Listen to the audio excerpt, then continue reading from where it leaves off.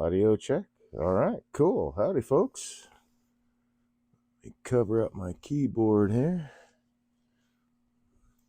It's a mighty chilly Tuesday evening out here in the shop. Thanks for joining me here on Twitch Tuesday.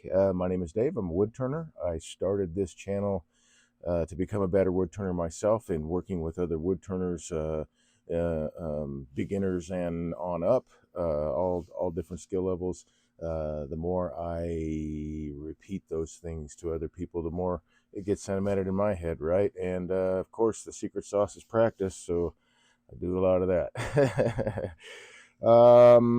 So thanks for joining me. I do have one request for those of you that join me, and I'll bring this up again a little bit later. But in order to follow Twitch's guidelines to becoming an affiliate, I need to have 5 people in chat, doing something in chat. So I'm asking for your help, please. I just need 5 people to throw something in chat, question, hi, just whatever. And that will help me reach that goal on the guidelines. So thank you very much. Let's get started down here. I've got a quarter of a log, basically, but it had this lovely pattern to it, feathering and stuff like that. And I was originally going to turn this into a bowl, but I was going to lose all of that. So I thought instead we'd make a box. So I'm going to get started with that. Let's see, get the glasses on. And I have, if I can get this. Yeah, not really. Well, I've chosen with the longer tool rest for this guy so I can get all the way across it. I guess it's just, I don't know that you can see it against my black coat here. But anyway, I've got this longer tool rest. So I want to make this guy round. I'm going to wind up moving it a little bit because I want to keep as much of this figure as possible. Here down at the bottom, it looks like it goes about halfway through, but here, maybe a third of the way through. So I'm starting between centers so I can move this thing around. But first thing I want to do is I started off on the balance point, as I do, between centers. So that limits it limits the vibration that I start off with. In theory, I'm hoping to start off with 0 vibration. And then, since it's between centered points, I can change where my axis is at any time. Right now, though, let's just knock these corners off. I want to see if this skew is going to work today.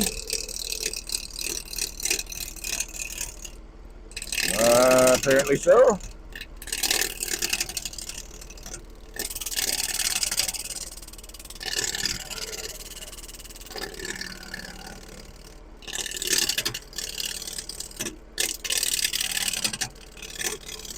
Get this knocked down pretty quick.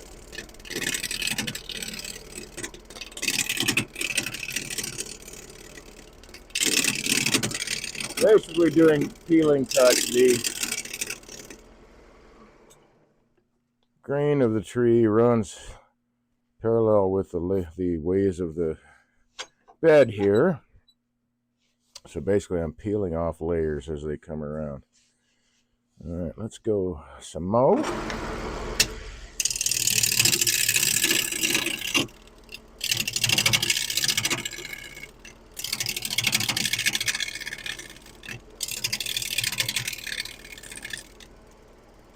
I have a slight problem with my tool rest here. Shifted on me a bit. Everything still clears.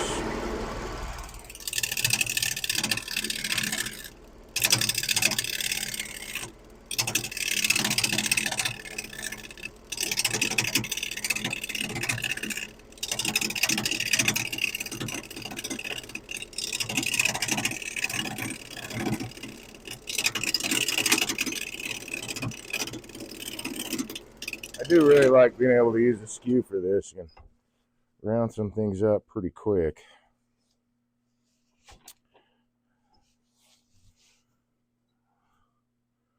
We're getting there.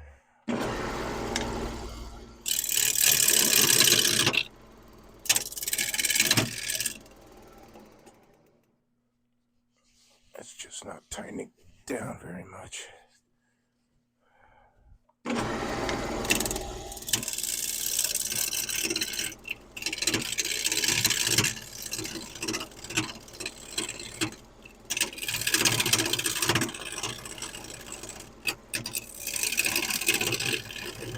I was wondering what would happen working on a triangular shape, I guess.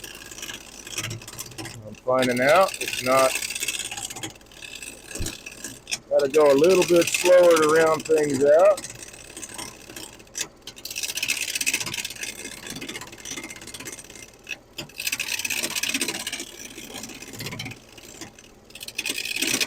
This wood is pretty seasoned.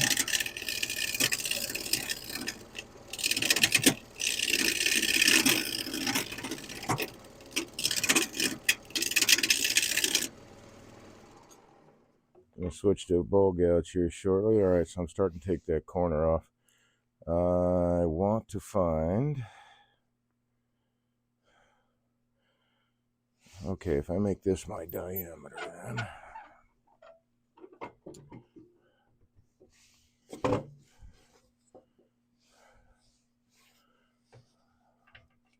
Oh, it's fairly straight across, right? Yep, okay.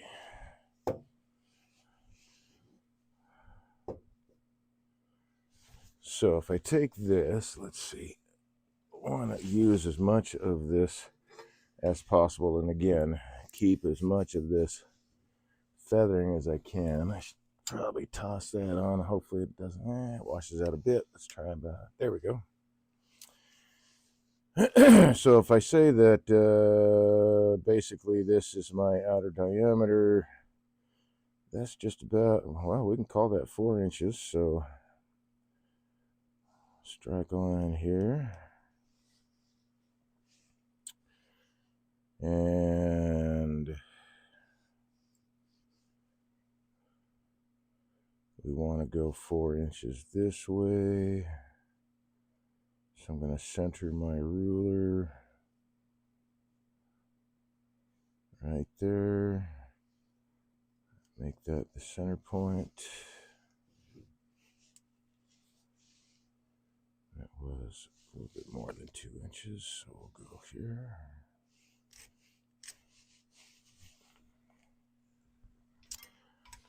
So now I can shift the whole piece instead of having it in a chuck. So this is pretty close to, well, look at there. That's almost exact. So let's center this dude and see. Let's get this guy centered. Let's see, that looks like 5/8. That's, there we go.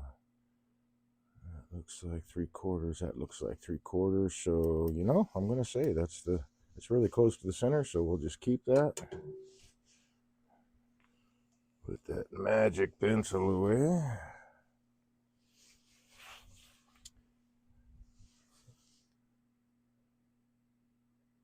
I mean, it was really close. Yeah, we'll just leave it.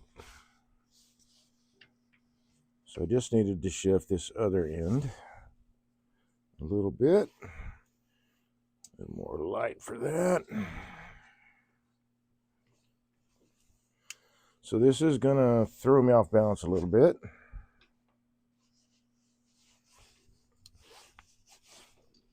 On the lathe. But because the diameter is not that big, it shouldn't be much. I'm going to shoot, man. 400, no real vibration. Yeah, I'm going to need this light.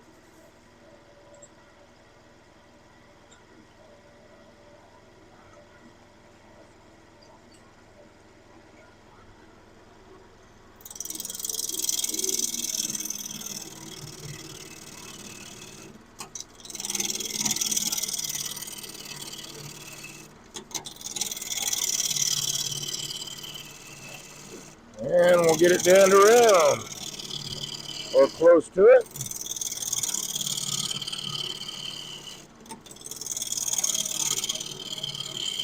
It's a nice piece of maple. I do enjoy turning maple. Maple's a nice wood to turn most of the time. Not so much when it's all funky, but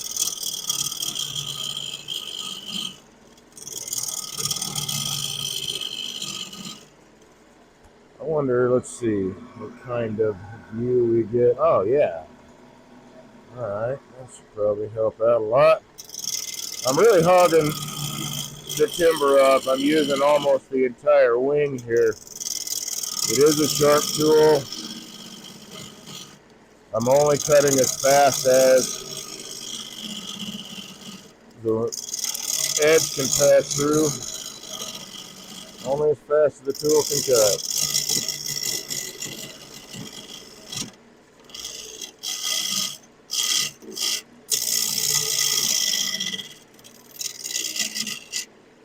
Alright, let's take a look here. Yeah, we're pretty close. So, I wonder if I can save any of that. Let's see. I'm gonna go get my. Let me grab my one of my brass brushes. Wanted to say brash. My brash brush. Starting to sound like Sean Connery, I think. Brash brush.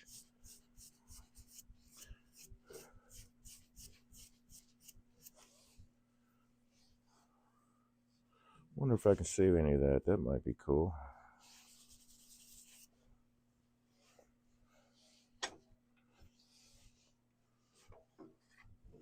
Well, we'll find out.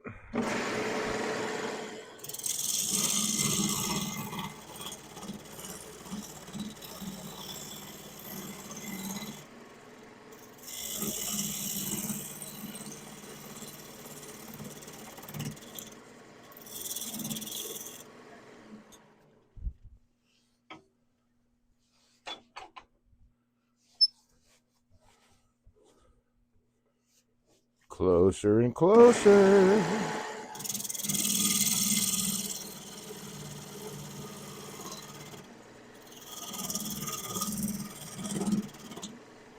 Well, we're starting to skip around a little bit, so we'll just go back to push cut.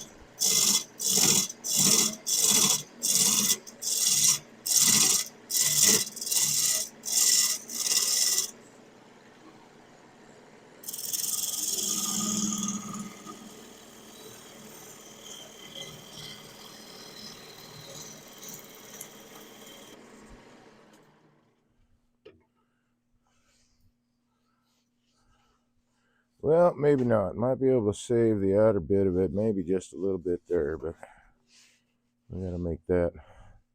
Well, I don't know. I gotta also find out how deep these cracks go, so let's do that.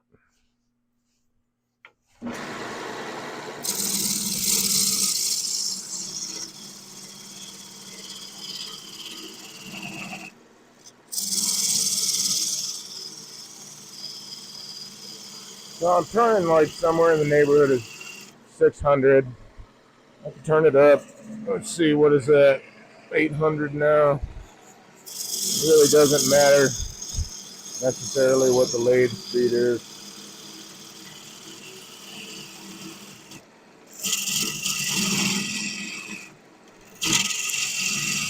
Tell the people that I work with, don't get hung up on trying to find out what lathe speed somebody's turning at. Turn at your speed. That's what really matters. Whatever that speed happens to be.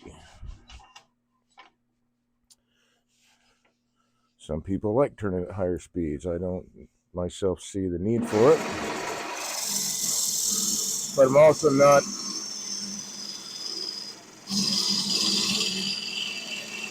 necessarily working on the things that they're working on. So,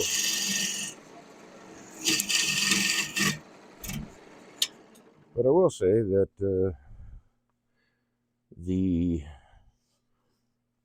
fastest speed I've turned a bowl is probably 1200. I would say it's closer to 1000 RPM, but I'm gonna have to take this off. I can't quite tip that. There's a little bit there. All right, let's take off a little bit more. See, I'm trying to get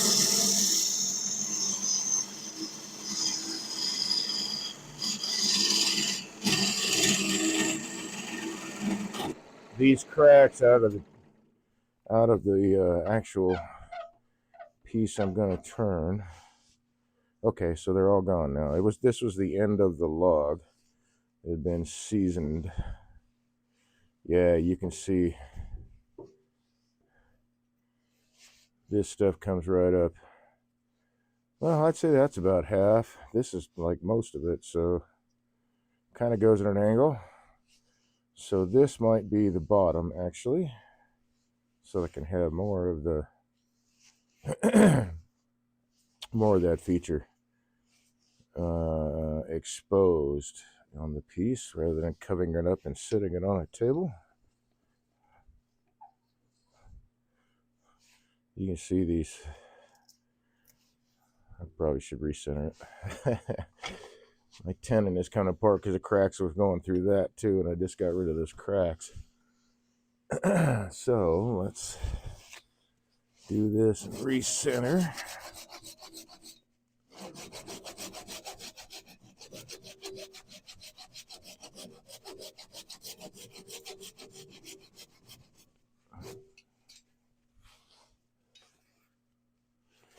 Before I put that away, is that truly all the way loose? Nope.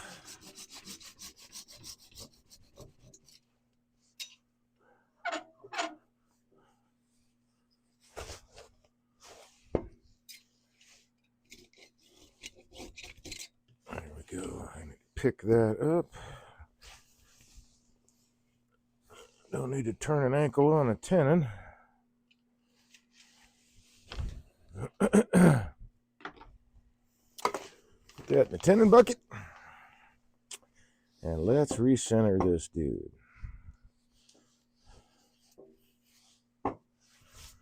La la la la. This guy.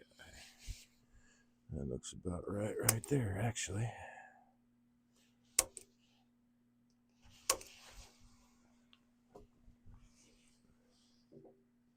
Okay.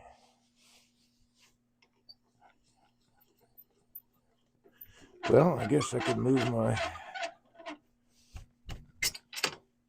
tailstock up as well, so I don't have so much of that quill hanging out, because that induces vibration. Having too much hanging one way or the other.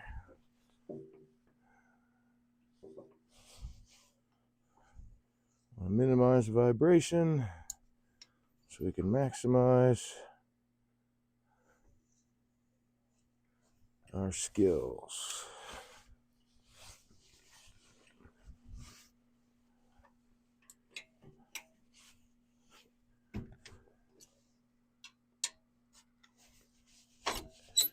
I found this to be true anyway, that how much do I have left? Man, I guess most of that's probably gonna go. That's all right. That I myself have found that the more vibration I have, it doesn't really matter how good of a cut you're making. It's going to be choppier just because you've got that vibration. So, as I say, I try to minimize as much of that as possible. Is that a... Nope, that's not a split. All right, so we weren't quite dead on there, but that's okay. We need to shave this down a bit.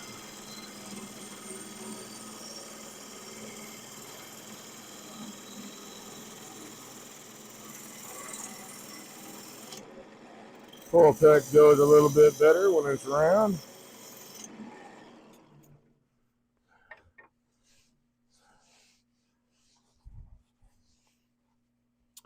All right, so this part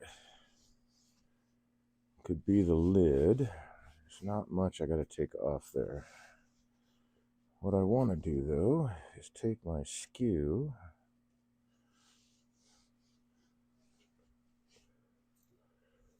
and see what kind of surface I get. Now I'm up probably half an inch, what is that, a centimeter I guess or so above center with this, because this is a larger diameter and I don't on a skew, and I should probably hone this too while I'm talking. Skew has 2 points, and one of the biggest rules in working with a skew is never shall both points touch the material you're working on. That's a catch. At the worst, at the least, it could be like a spiral catch, and then you get all kinds of groovy spirals, V-cut into your piece. Worst case, I guess you could tear a chunk off.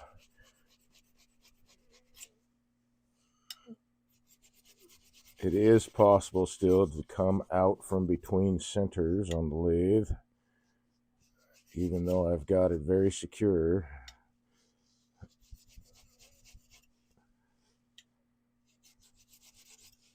We want to keep both points off the wood.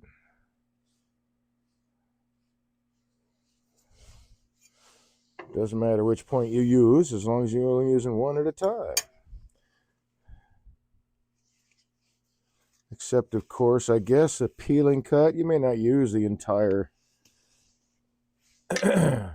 surface for a peeling cut, but you might. In that case, it's not both points that are touching. It is the entire edge. But I want to be up high enough so that I can limit the amount of contact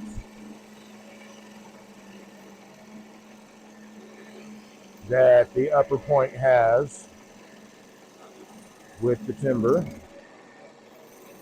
or can have.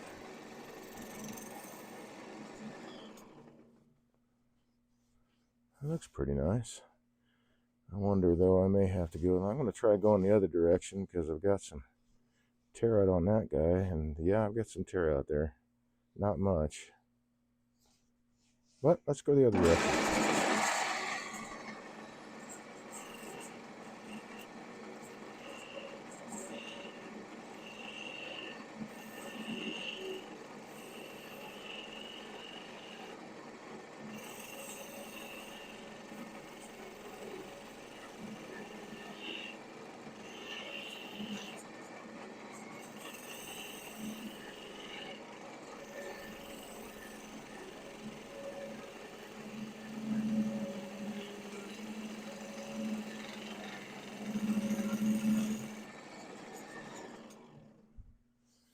Fairly straight. Yeah, it's fairly straight. All right, got a little bit of vibration on that, but a much cleaner cut. So I'm going to take another pass this way.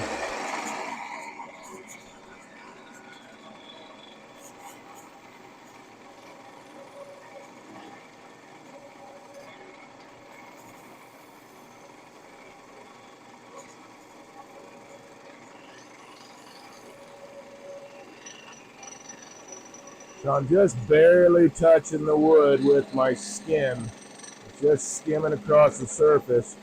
The weight of my left hand is on my thumb, which is holding the skew down to the tool rest, and I'm just following along with it. Once I get my angle right and the cut starts, I'm pretty good to go.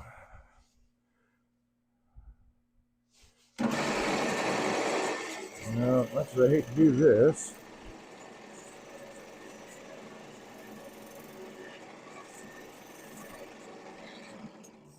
not quite straight. All right, let's put, yeah, see, just going that way, I got a little bit of tear out right there. So I can do this left-handed.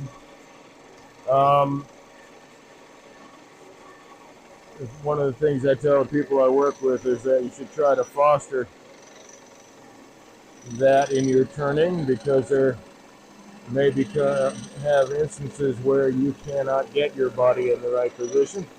But if you swap hands, you can make the cut. Got more to go.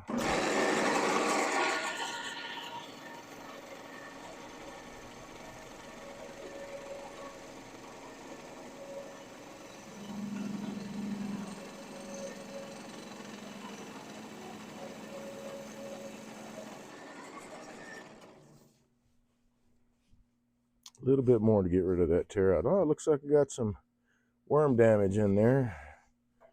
Larva damage.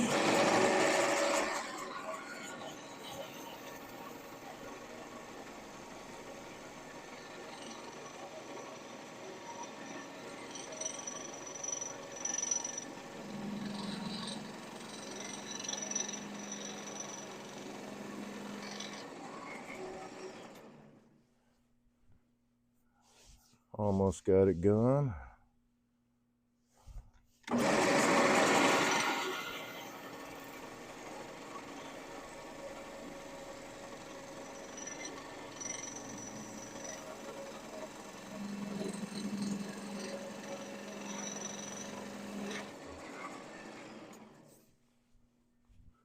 There we go.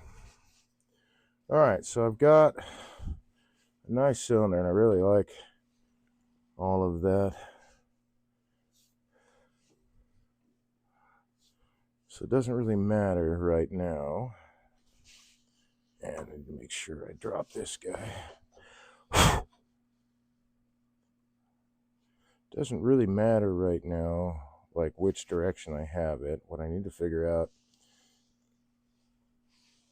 is, well, first I need to put some tenons on here.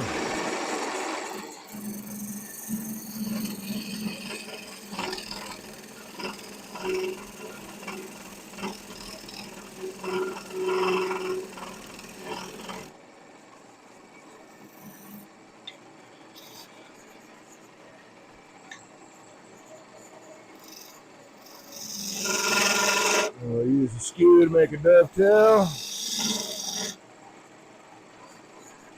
Need a bit of light over here.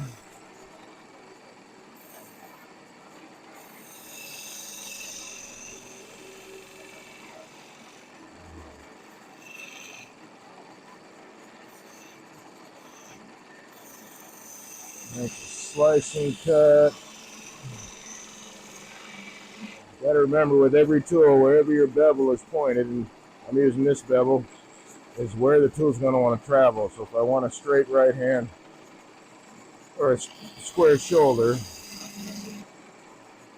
then I got to point it in that direction.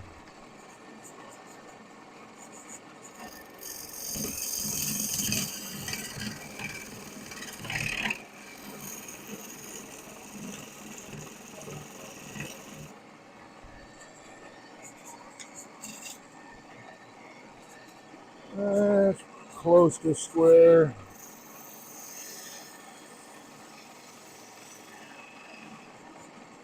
There we go. Now we'll get in for a dovetail. So now that tells me basically where my piece is going to be. I know this is up in here is going to be, oh, sorry, nope, up in here is going to be the lid. So this is going to be the bottom. It's very, very close to round. I don't, yeah, that's almost gone, but it'll be an interesting addition, I suppose. I'm going to take my bowl gouge across this surface here.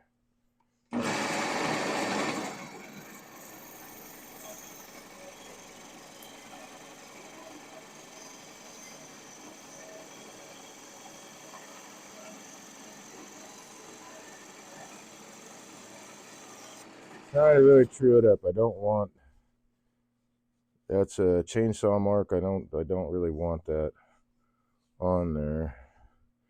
You can see this. Maybe not. Maybe it's the lights. Let's remove some of the light. Now maybe you can see this little dot here. That is a wormhole. Not the kind that you can traverse all the distances in the solar system up, unfortunately. At least as far as I know. I actually don't know.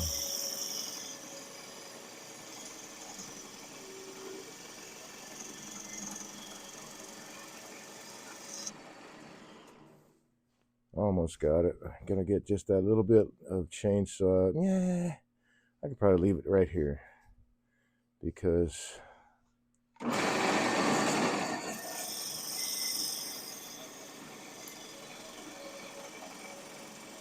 never mind, we'll just make one more pass.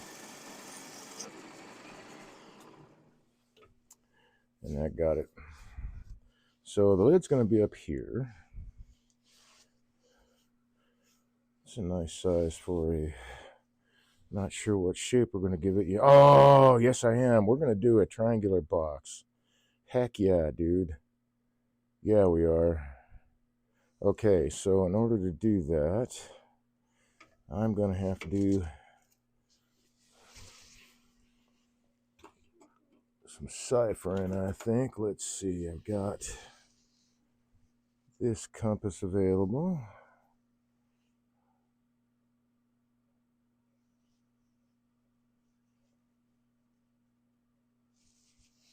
Drop this point down a bit. Oops.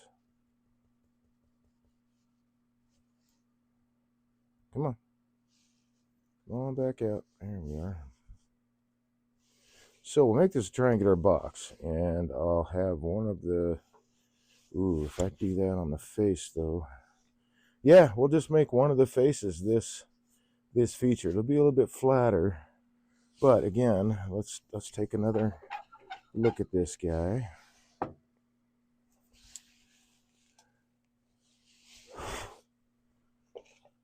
Oh my, yep, I'm throwing all kinds of groovy stuff up on my confuser. I see Wiley, Smiley, Kylie, and TC Schmo have joined. Thanks for tuning in, guys. I'm going to make mention of this during this and future broadcasts till I get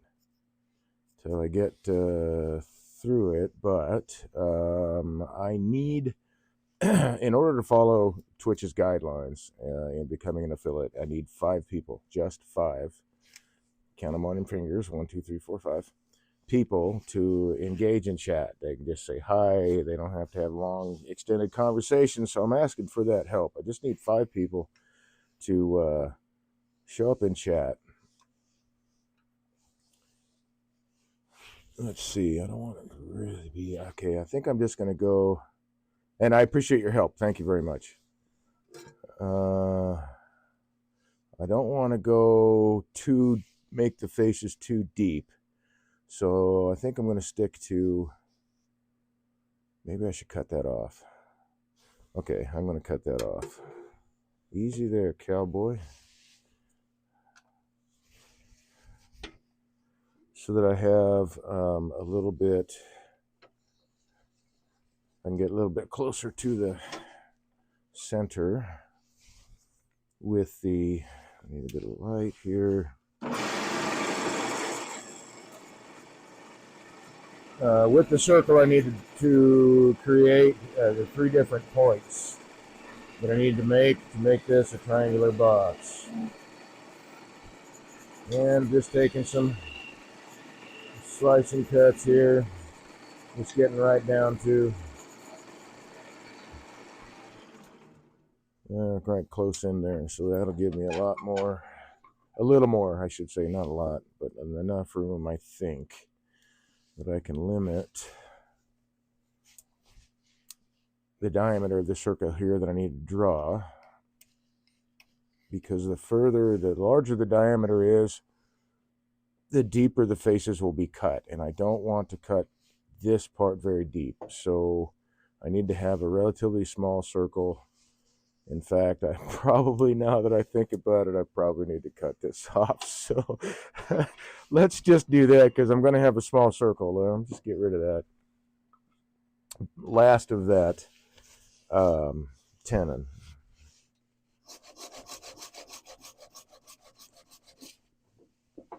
Hopefully I don't lose the center that I have here on this side. May have to true it up again, but that does need to go.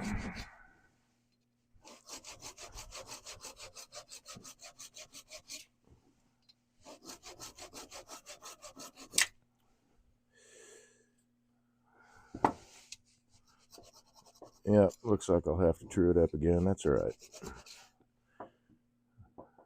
Unless that is it right there, which we'll find out shortly. Kind of looks like a little bit of crushed fiber right there in the center. It's not like a divot or anything, so I suspect it was the bottom of the hole of the divot this made. We're going to find out here real quick, though. Getting my other compass ready. Because I could do the math. That's not really an issue. But I would still have to draw this out.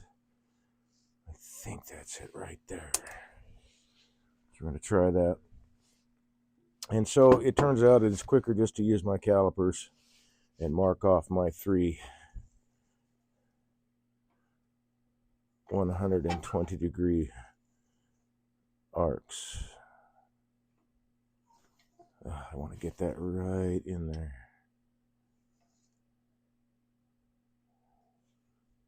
And I can't because I cannot quite see it.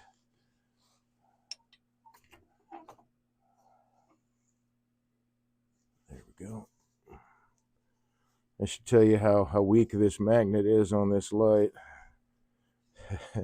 It will tip forward and backward. And off to the side too, it turns out.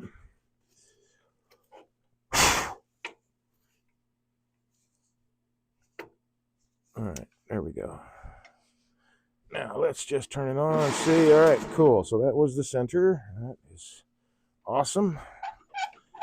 So that's all I need to know there. So I think I'm going to do, let's see, if I go a 1/2 inch diameter, that means a 1/4 inch is going to come off the face. No, sorry, this might be in thirds. Hold on a second. Well, no, it doesn't. Yay, no, it doesn't matter because half of the diameter is what's going to be cut away as I move around the points of the diameter that I make. So, let's see what. Let's see what.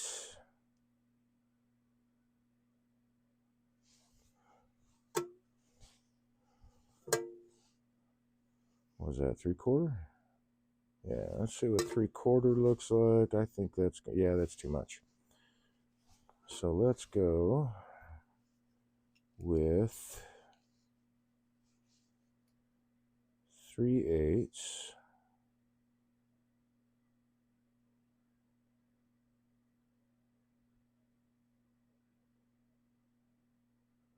And that will give me a 3/4 inch diameter.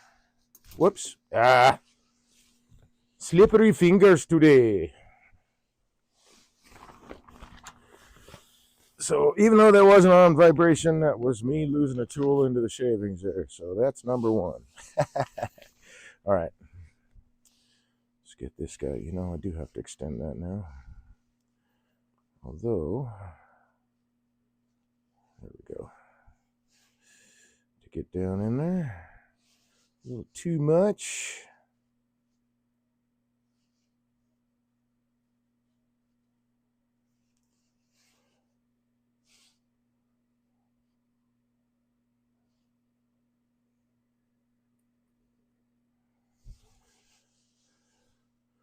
So that 3/8 will come off the face out here when it's off that side. So let's make our 3. Whoops.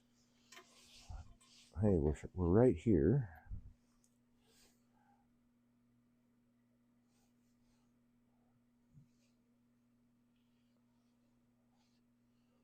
Let's do this circle. Whoopsie daisy. All right, so the simplest way I found to do this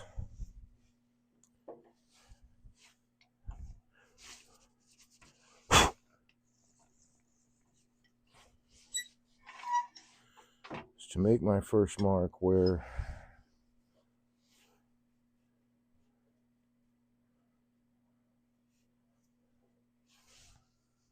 and see what we look like in thirds. So I want that mark there. And that mark on the other side.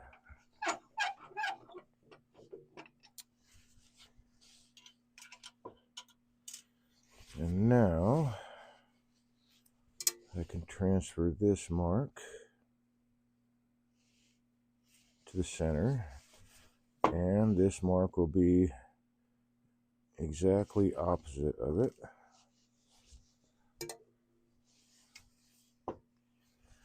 Now let's see what we get when we split this into thirds. I don't think this is going to do it. 1, 2, yep, not open enough.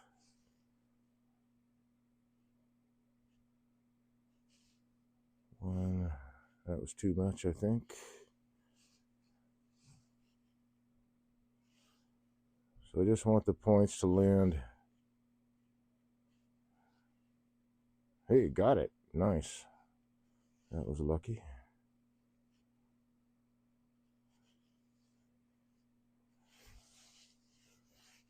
So I've got one there. And I've got one there.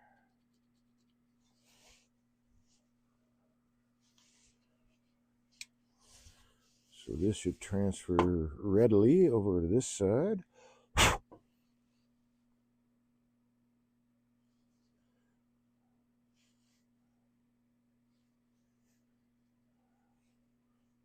missed it.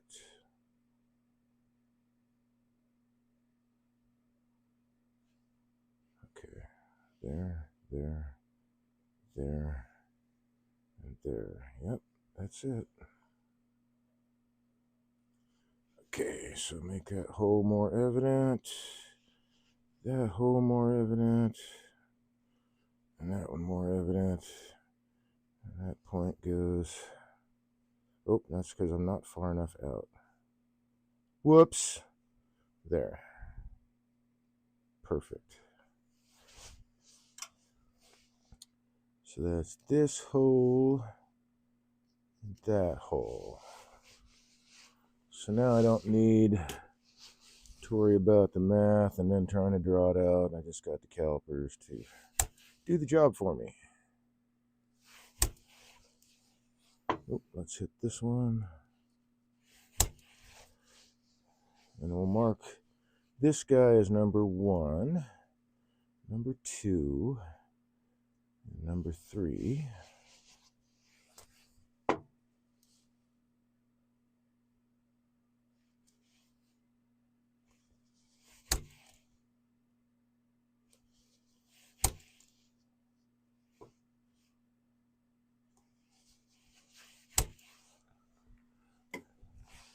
And this one will be number 1, number 3, and number 2. If I'm right, yep, 3 is 3. So we're going to make, let's see, do we put a twist on it? I think not. Not on this one. Because that is pretty straight. So that gives me, that's not quite where I want it though, unfortunately. So I think I'm going to have to shift things over. I should have looked at that first. So let's bring this guy back. So if I shift over, say, that far.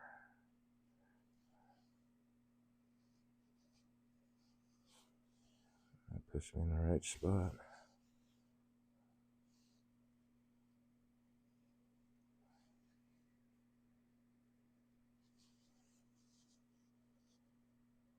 Bingo. So then those 2 points, and I should mark those so I can see them easier.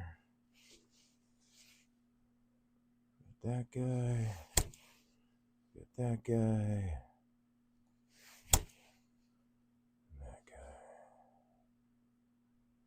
guy. So between these 2 points, so I need to cut that in half. What I'm trying to do is get this centered on the face. And this way I would have, where's my magic pencil?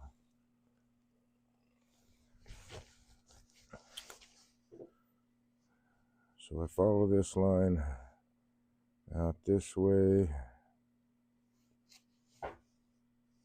And I follow this line this way. I'm off by quite a bit, so I really need to move this over. So let's shift another distance.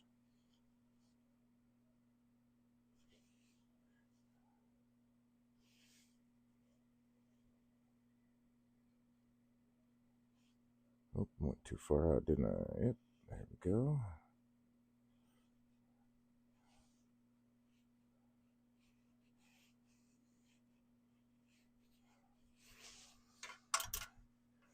So if I follow this line out, I know this is going to be the corner of the triangular box.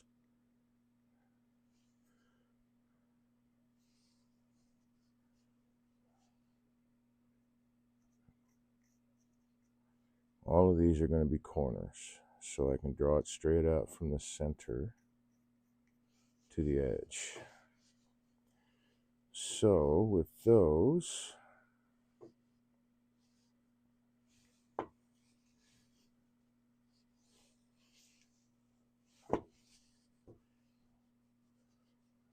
looking at the wrong ones apparently.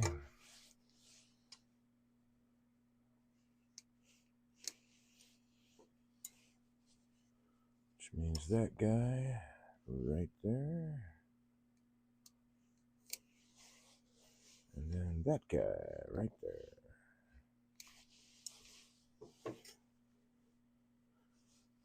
So this comes out to basically right there. And this comes out to right there. So between these two marks is where I've got my face. So now I see that I actually want to go back a little bit. That moves quite a bit on this small diameter, quite a bit on the larger diameter. Trying to take that into account. So I think I'm going to go halfway back between these two. And hey, while I'm at it, because we don't want to be confused, let's get rid of these lines.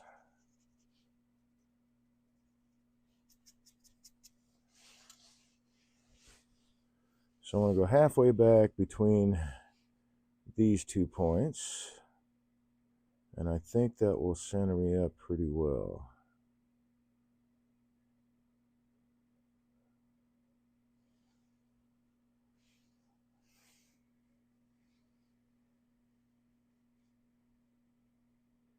Okay, hold up here. So that's that. That one is that one. So this one should be somewhere in the middle there. And this one should be somewhere in the middle there, and it is not.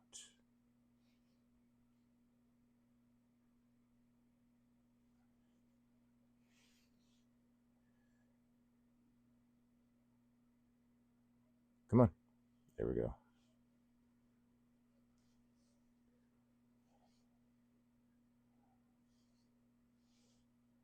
So here, here, here, and back again. Okay, cool.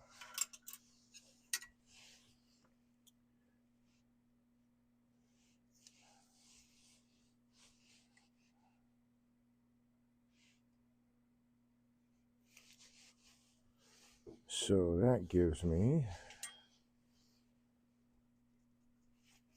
a lot of little things to wood turning, and there's ways to get the features and stuff that you're really after. So that puts me here and here. How did I move that way? I went the wrong direction, that's why. So if I have this one here, and this one here, oh, maybe that would work.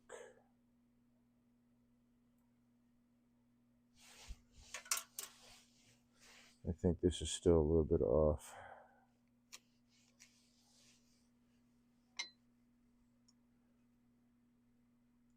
From where I want.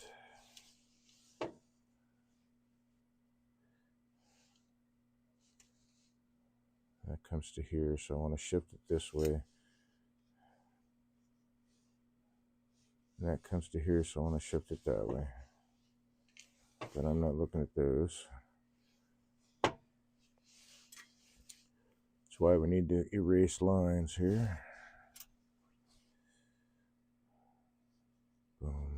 Boom. I'm only concerned with these two.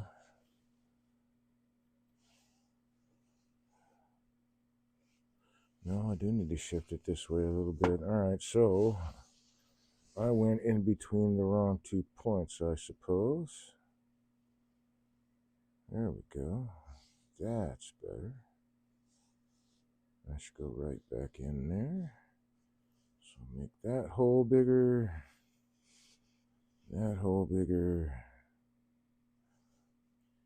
And that hole bigger.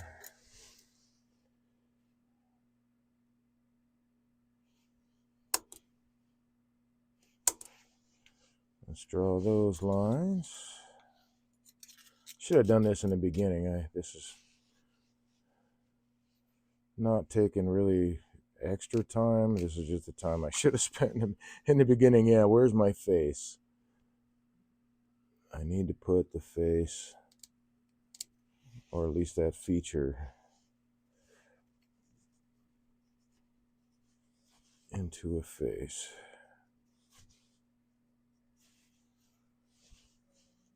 So I need to get rid of that line.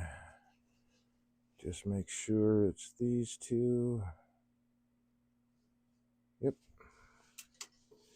So that puts me right on the edge here. And then right on the edge, well, a little bit past the edge there, but this looks good. So I'm going with these. And let's make sure we have these very well numbered. There's one, and then we punch these holes.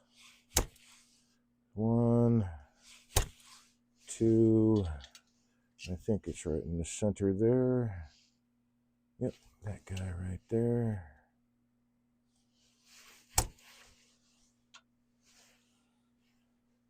So this is 1, 2, and 3, which we did not draw that line. Let's go ahead and do that, because I'll need to transfer this line to the other side.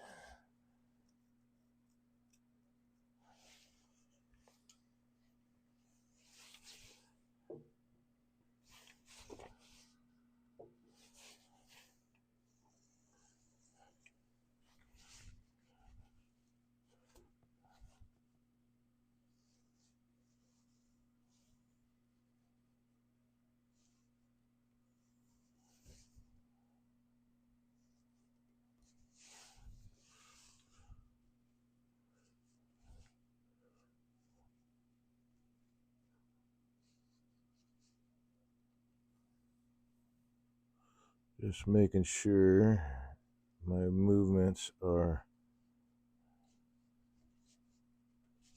even all the way across. Doing my best to do that anyway.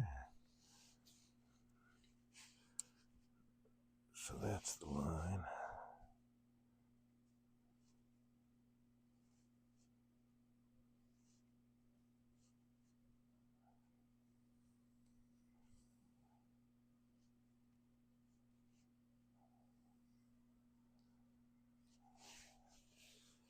Okay. Now I can transfer these over. I don't know if I can erase these or not, since this is rougher on this side. I got a little bit of it out of there. All right, that one, that one, that one.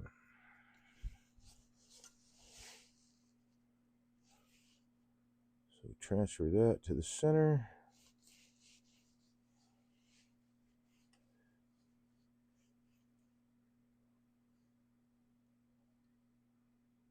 Come on.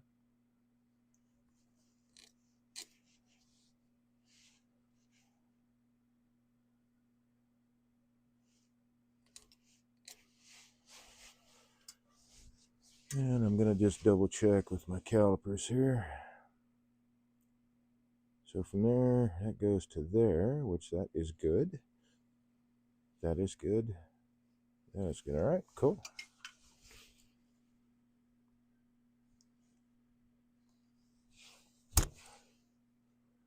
Just wanting to double check myself here. And turns out that one didn't need to move.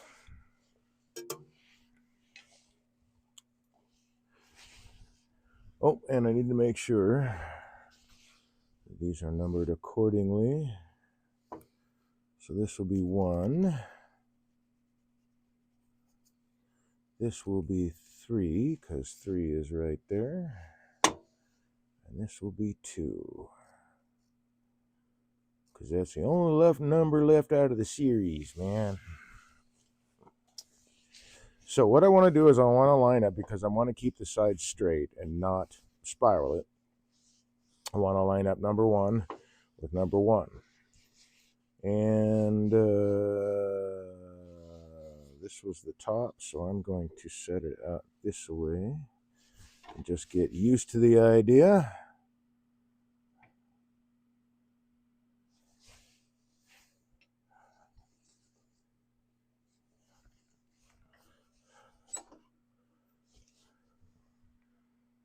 So I don't know if we can measure this or not. Well, it's quite a stretch.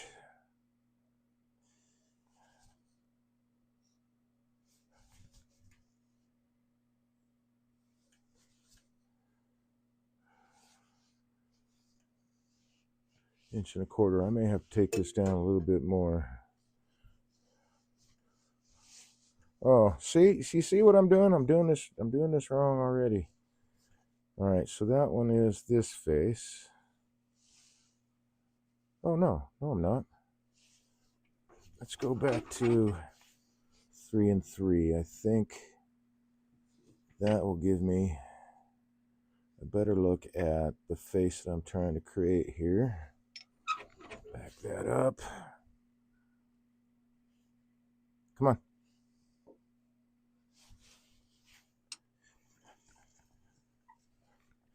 So that will be, yep, that's my face. Cool. All right. So we're going to go for that.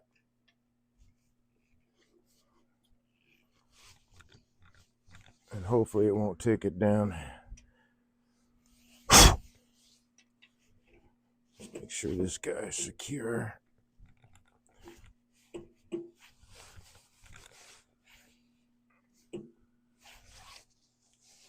Oh, this is moving.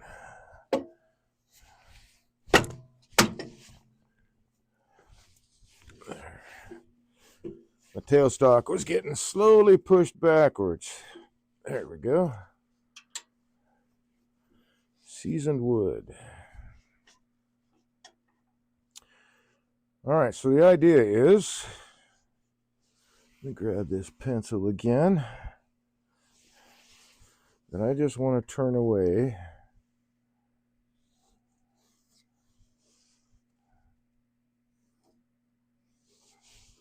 between these lines.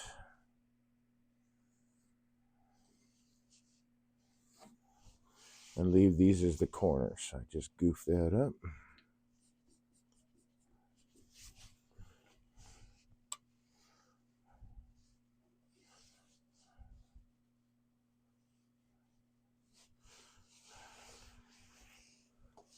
So I'll draw these 3 lines here to give me something to look at as far as keeping those corners in their places. I can get rid of the skew. I can move this guy. I don't remember why I grabbed this brass brush, but oh yeah, I do have to clean that off. Okay, so let's turn this away. Hooray, Dave is back. TC Smokes.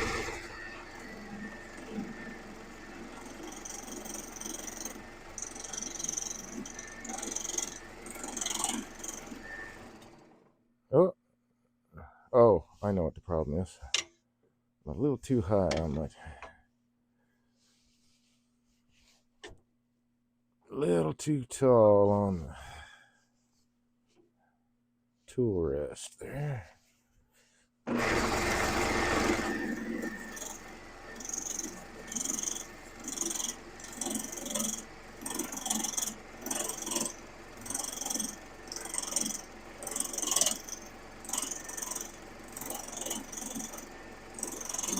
looks like I need to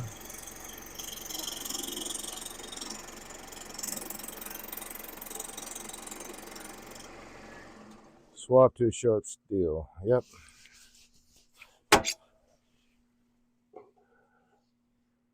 So we'll go to the sharper steel box, package, whatever.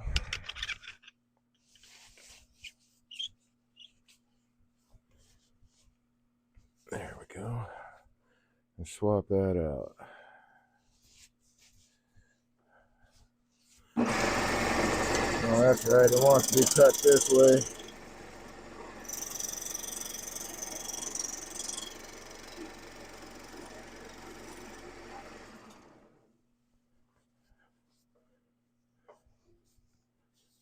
Yay. So I want to try to retain as much of that as possible. A little bit of tear out.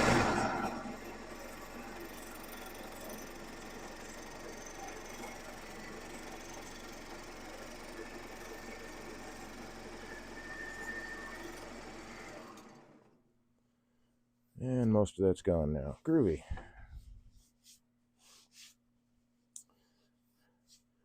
You know, while I'm sitting here, I could actually sand that really quick. Except I don't think it's quite straight.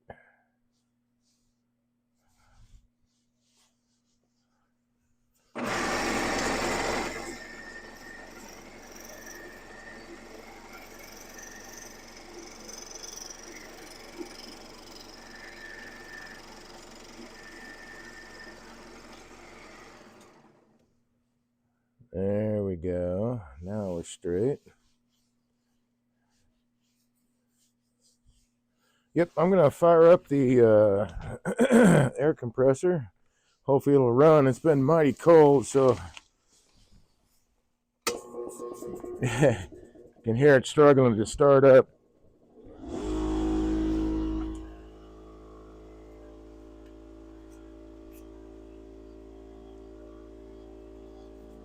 And fresh piece of that.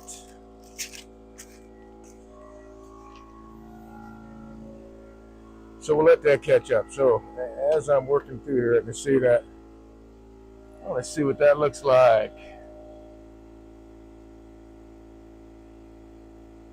Get my little pick out over here.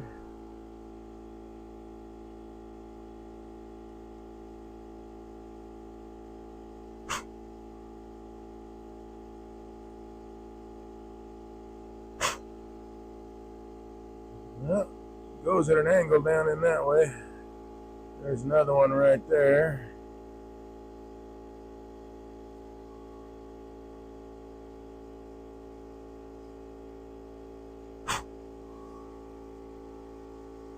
There's quite a few small ones. I'm exposing these as I go, so that's kind of cool. A little extra added features here.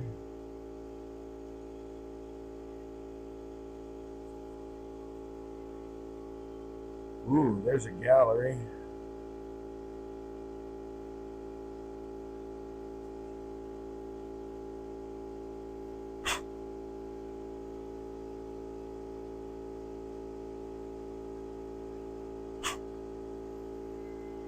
So I may expose some more on these other sides. We'll see.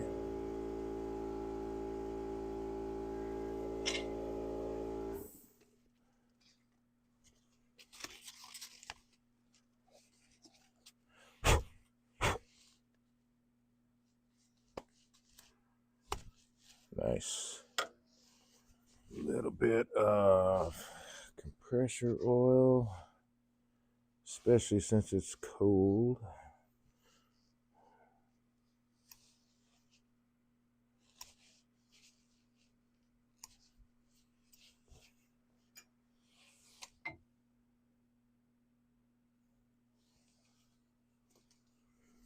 Don't want any condensation buildup on the inside.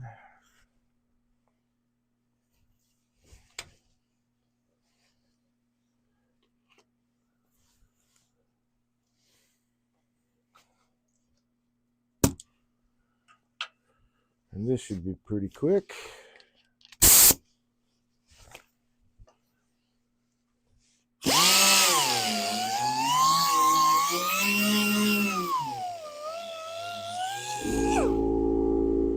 Something's getting in my way. There we go.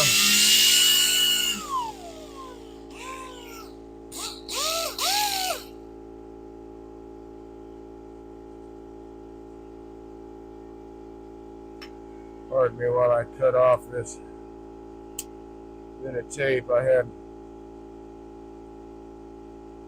kind of jimmied the dead man, I guess you could call it. So I didn't have to keep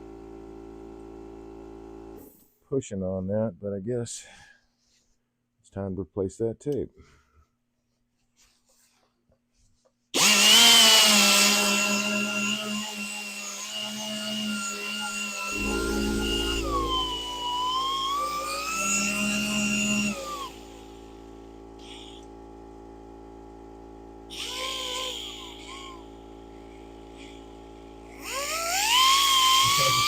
Maybe my sander doesn't want to run when it's too cold.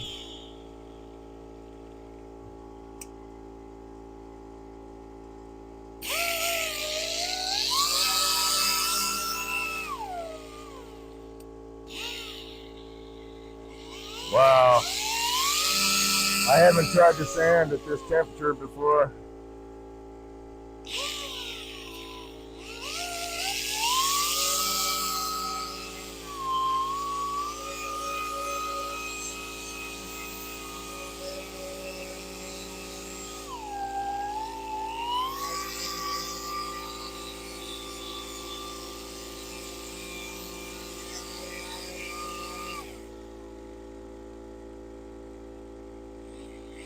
Come on.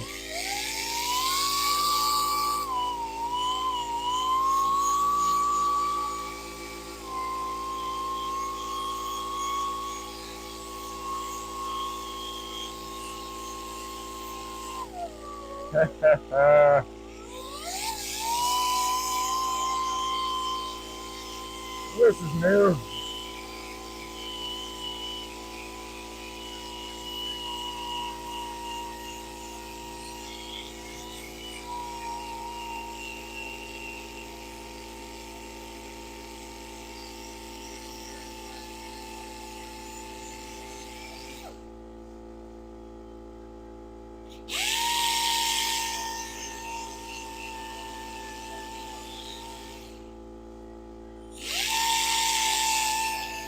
All right, there we go.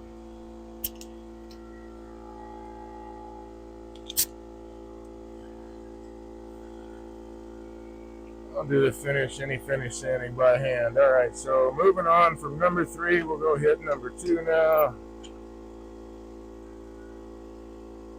So I got to line up number 2 on both sides.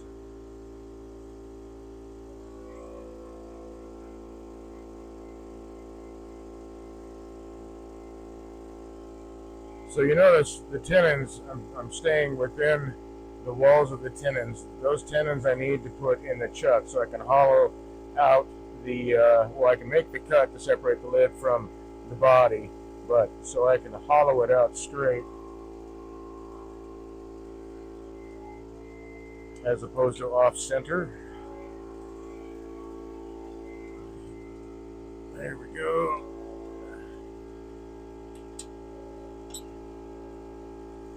Next face will be right here.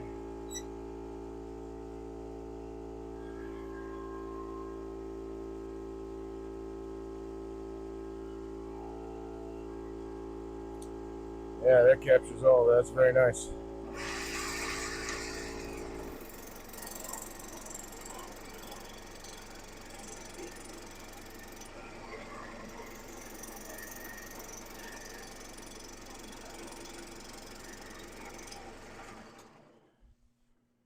See how that looks.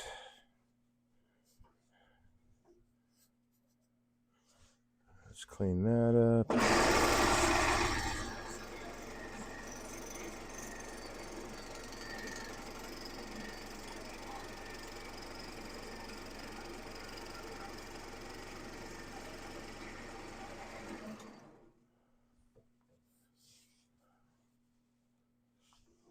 Very nice.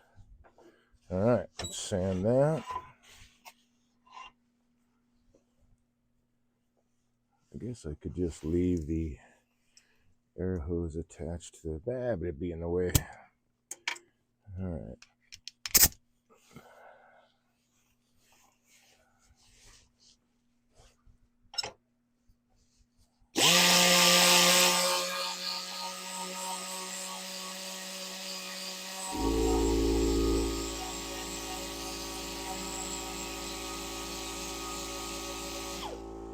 Did I go far enough? You know, I don't think I went far enough. I'm going to take off a little bit more. Yep, just a little bit more before I sand. Now that I'm looking at that diameter, it's not quite there.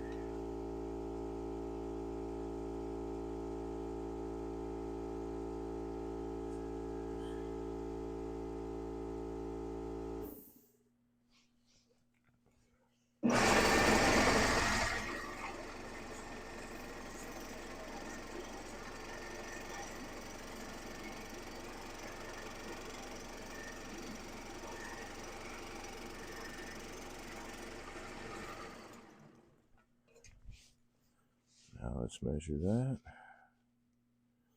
A wee bit more needs to come off.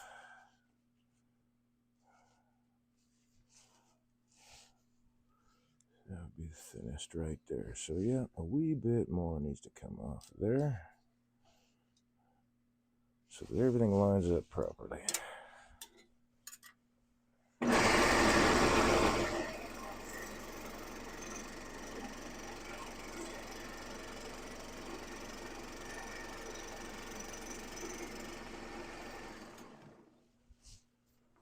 So I'm measuring the distance, like you can see. Yeah, you can see in this camera here. Let me move this camera down a bit and over because I apparently bumped into it. Get rid of that guy. So I'm measuring between right at the center of this face to this tenon, so that all my corners will line up the way I'd like them to, and the lid will fit. You know, it'll be a nicer fit with the lid too. So I need to take off just a little bit more.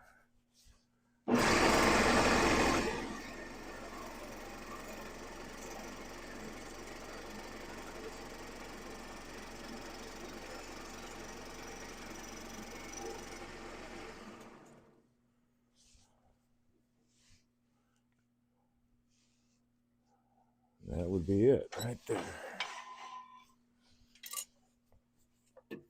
I want to be as close to triangular as possible. Move, please. Thank you.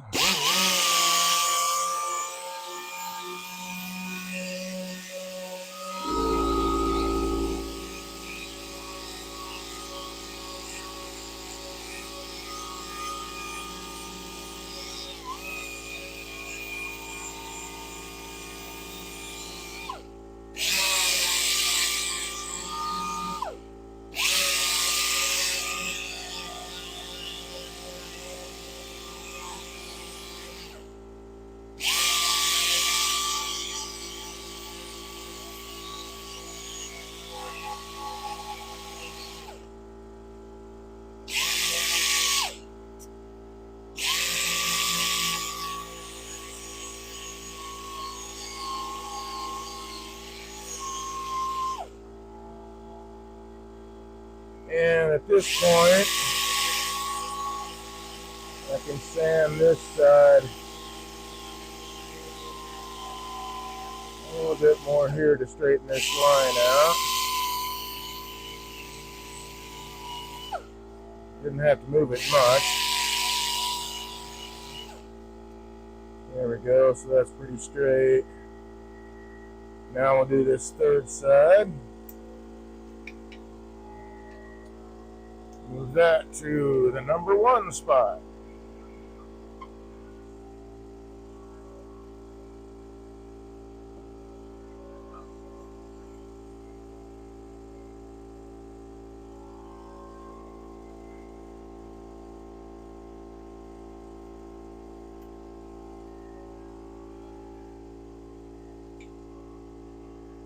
Make sure that that is secure.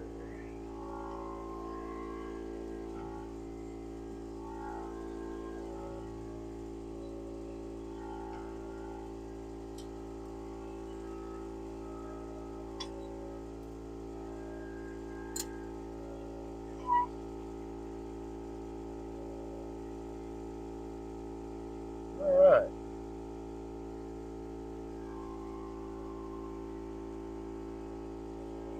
Now we get to finish the triangle. We don't need that guy right now because it didn't expose any worm damage here. But this is the very outside of the tree right there, so might get some in here.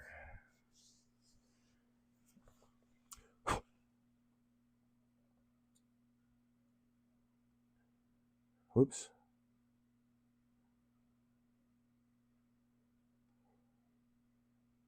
Okay. All right, I'm going to take a quick pause and ask that I get five of my viewers to put something in chat, please. I'm really working to become an affiliate, and that's like the last hurdle I've got. I just need 5 viewers to engage in chat. So you say hi. Be nice. Tell me where you're at. That'd be cool. I know that TC Schmo and Wiley Smiley Kylie are Michiganders. I think that's what we call ourselves now, right? It's not Michiganders. I don't know what the proper thing is, but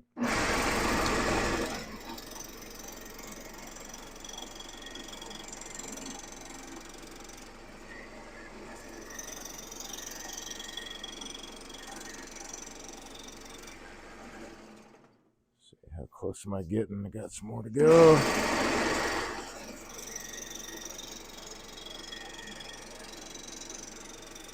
I'm just doing pull cuts right across because it's a very controllable cut, and you can take it as heavy or as light as you are comfortable with, and as you need to, I guess. Whatever your tool can handle, whatever you're comfortable with. A little bit more to go. So I might have to go back to that guy. Let's see. Let's not put it in a divot.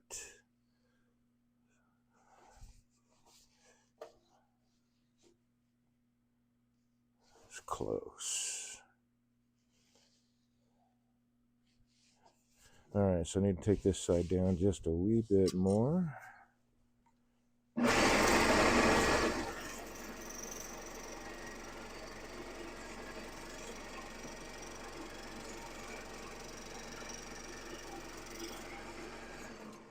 Just want to get the best cut I can get, and in this case, there we go. The pull cut is working really, really well for me. All right, so now that's an interesting ring.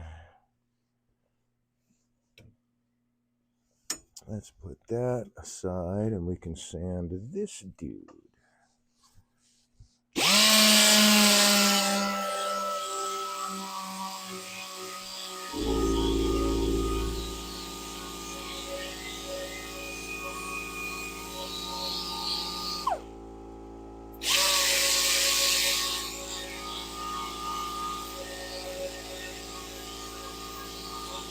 I'm hoping that the microphone is actually drowning out all this background noise. Kind of loud for me right now. Hopefully it's not so bad for you all. Glad to see my sanders wanting to work finally. Things must have warmed up a bit and using it. That's a fairly straight line.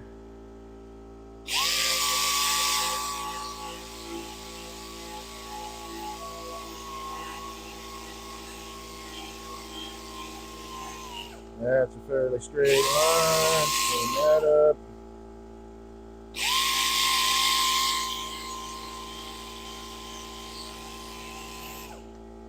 The really nice thing about these Vex sanders is they can operate at much lower PSI rating.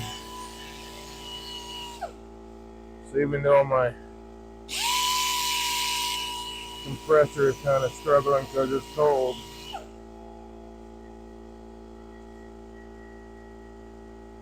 I can still run the sander. At least as long as it wants to run anyway.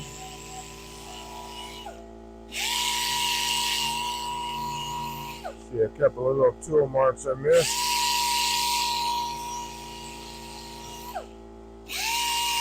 Okay, there we go. I'm done with that guy for a while. Actually, I think for the rest of the time, I'm gonna go turn off this compressor.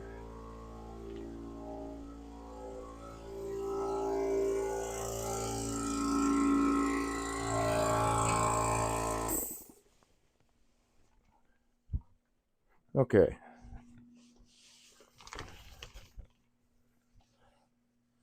Now for the fun stuff. Okay, so this was my top. This is the bottom. So I'm going to put it right between the actual center of the piece here and figure out where I want my lid.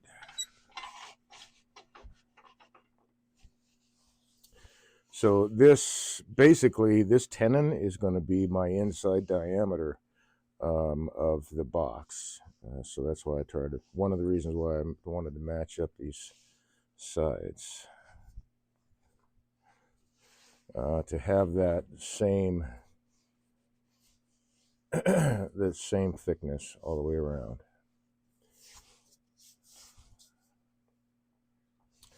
So now that this is centered, let's make it secure, as it is not yet.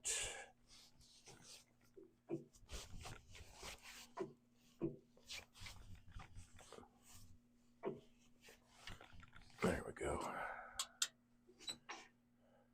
And figure out where we want our lid. So I need a magic pencil to come all the way over here and visit me. Wiley Smiley Kylie says, pretty wild triangular peg. Thank you. Thank you for jumping in the chat there. I really appreciate it. It will help a lot. I just need 3 more now. Let's see. Do I want the lid? Let's not mark on the that face. And I could do an onion ring with this too if I really, really want to. You know, I will. I'm going to do an onion ring with this guy. Okay, so I'm going to leave myself. Let's get rid of this.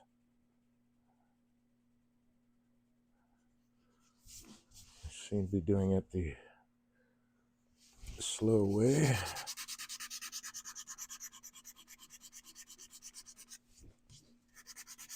Get rid of that line.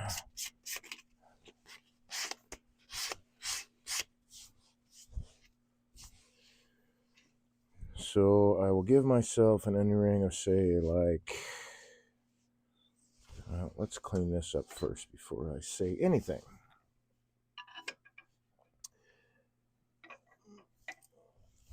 I'm looking for the skew, which may have fallen off into the shavings. Let's see, that is bowl gouge. Did I put it away? Oh, I might have put it, no, I don't believe I did do that. So it is down here in the shavings. That is tool number 2 from the vibration. Or tool number 1 from the vibration. The first one was me and fumble fingers.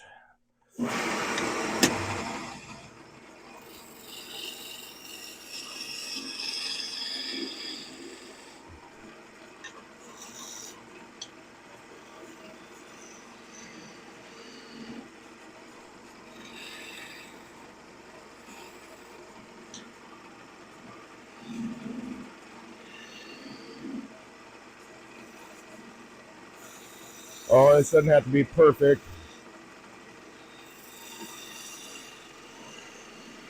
I'm telling myself it just needs to be cleaned up. Okay, so this will be part of the onion ring. So I'll give myself, say, that much.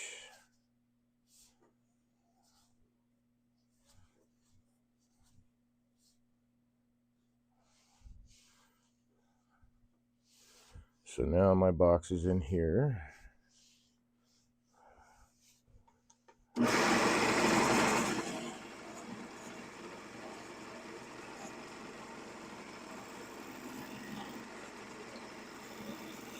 Probably going a little overkill on the size of the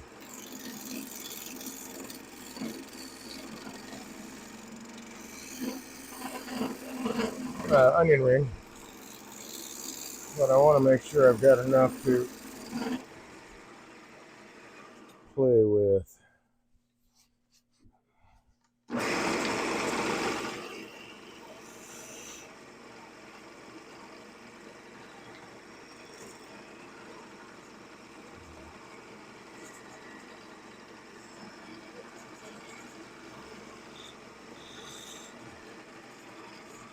Okay.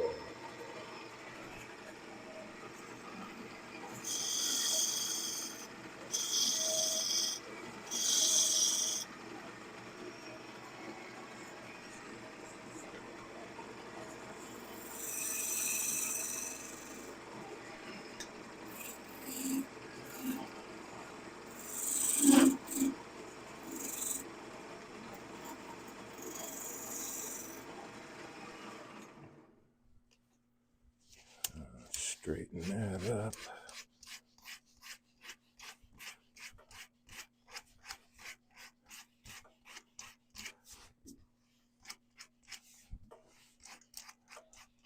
And look, the Grex sander even operates without air. Okay, so that's going to be my onion ring. So the box is now in this. So I think I will take the lid to here.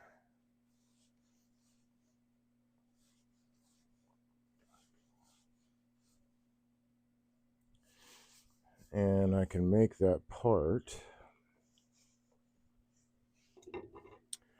Let's darken this up a bit.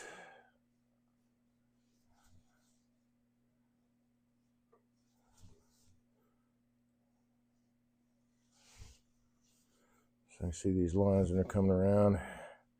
And I think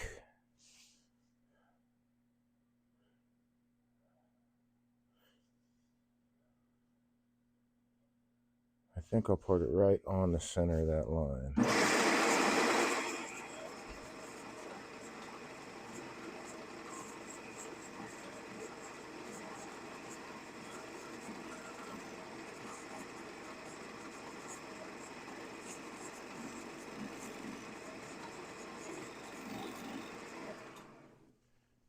And I'll take my diamond parting tool, and I really should put a new burr on it to break through that surface.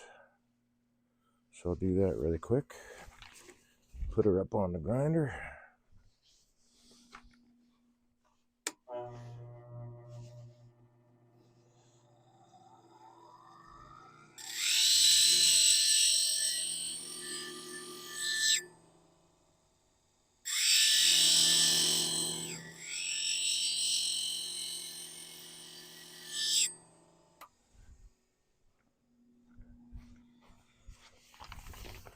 I really want to keep these surfaces where they meet as clean as possible.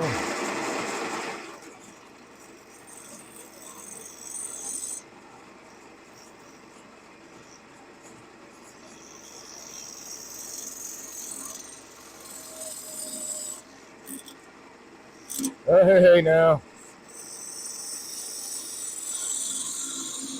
I think I just left myself some tool marks to clean up.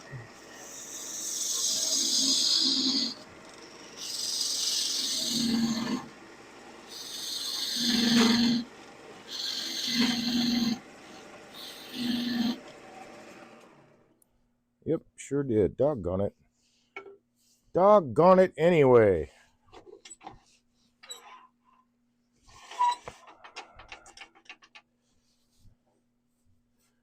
That's some crappy tear out. Looks like I'm going to...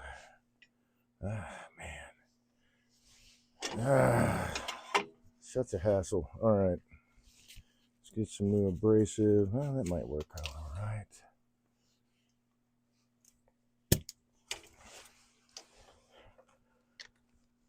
I goofed.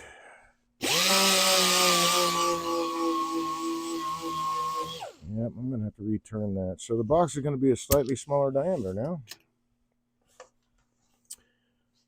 I'm not going to take off all that much material with a sander. So, back to this. Fortunately,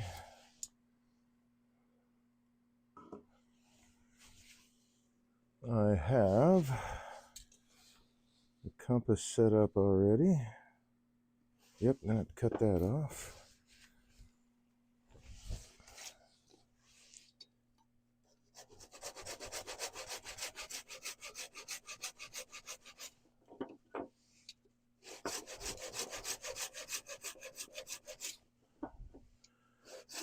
Trying to avoid marking up the outside, but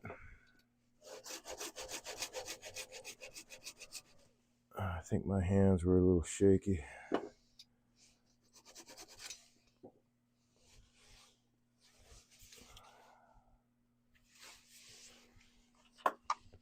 Let's take a look at, that looks like the center. Let's see if she runs true.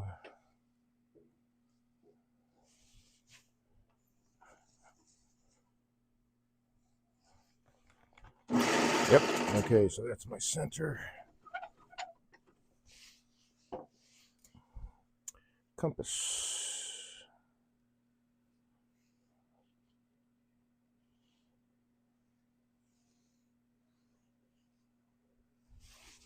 So there's that.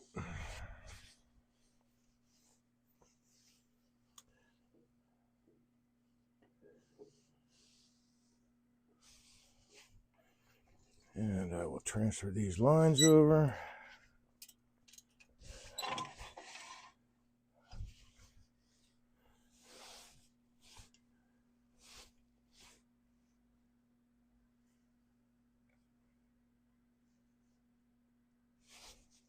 Bring it up a bit. Come on, you can do this, Dave. There we go.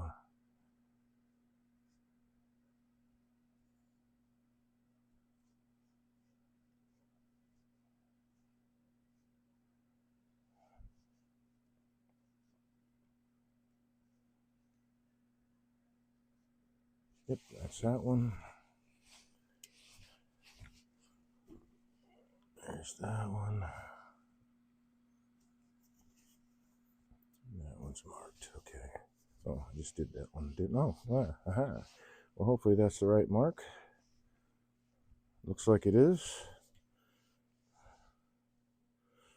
Ah, that's right. I didn't turn these marks away. All right, I don't have to go that far. I still had the marks on the outside here.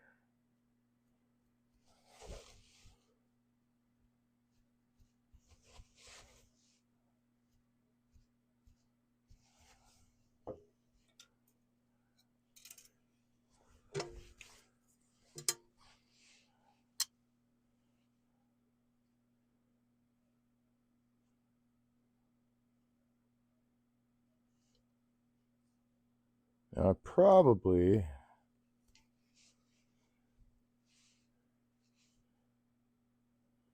I don't know, if I had maybe made the part beforehand, but then I'd probably have tear out on the ends anyway.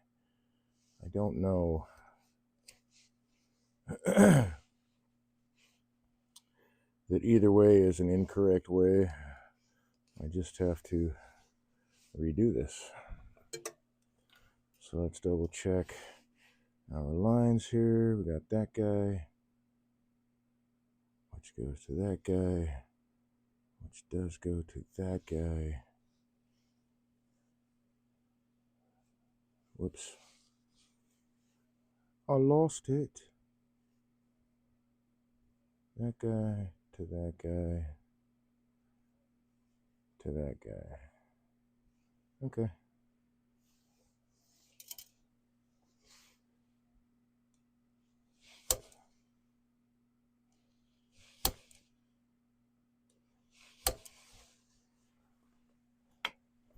And we'll need to mark these with the proper numbers. So that would be 2. That would be 1. So this one must be number 3. At least in the world according to Dave.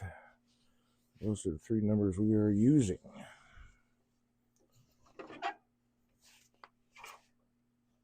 Come on, get up there. Get up there. Come on. Come on. Ah! This is a magnet. It's giving me fits. There we go. There we go.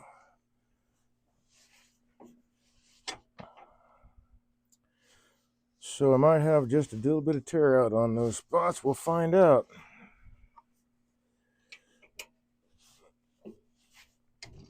I hope not.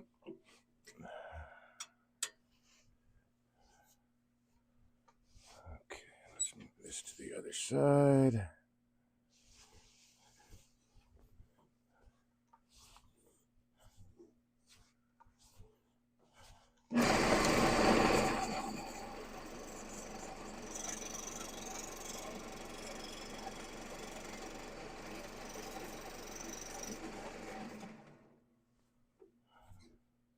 Not quite.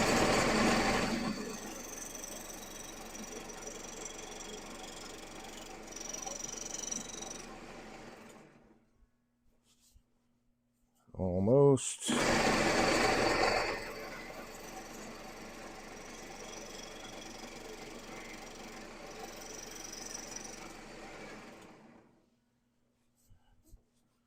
Okay, that's done. You know, we'll save the sanding for later. For in a minute.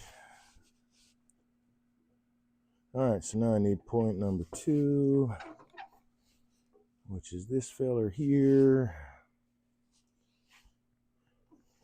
And that feller right there.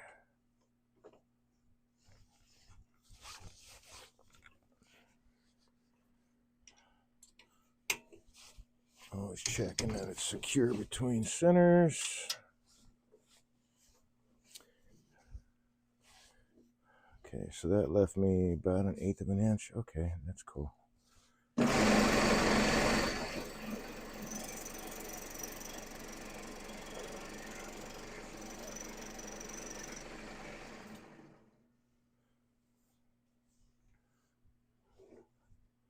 little bit more.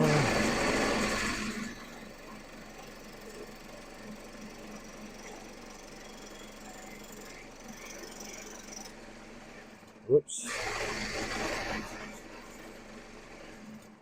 Too fast on the end of that cut. A little bit more.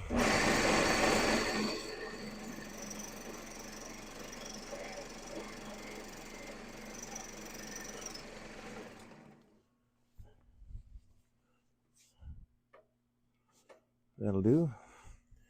And now I'll move to the last one.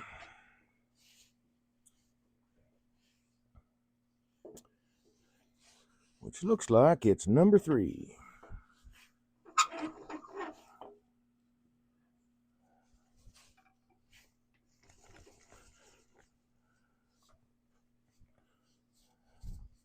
Nope. Yep.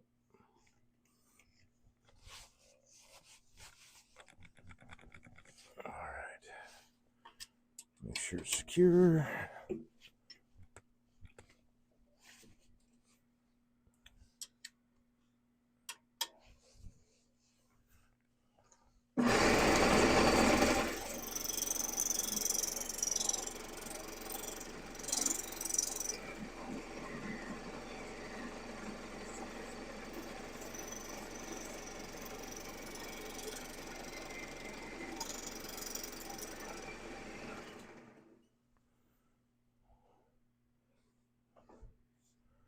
A little bit more.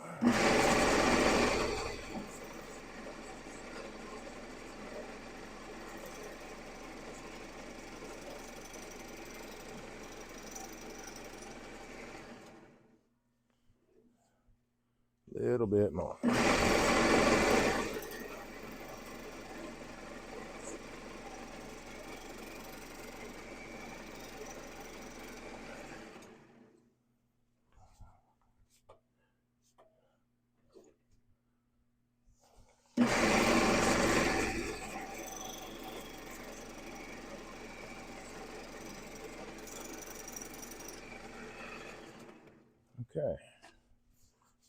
That'll do it. Yep. You still got a little tear out there, little tear out there, just a little bit right there, and really minor tear out there. So maybe having done the kerf beforehand might have saved me some trouble.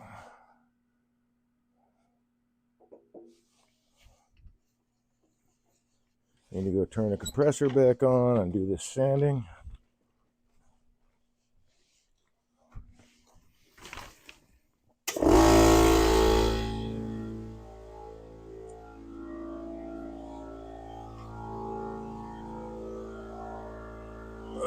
2 fell off the vibration. That was number 2. Don't need a parting tool anymore.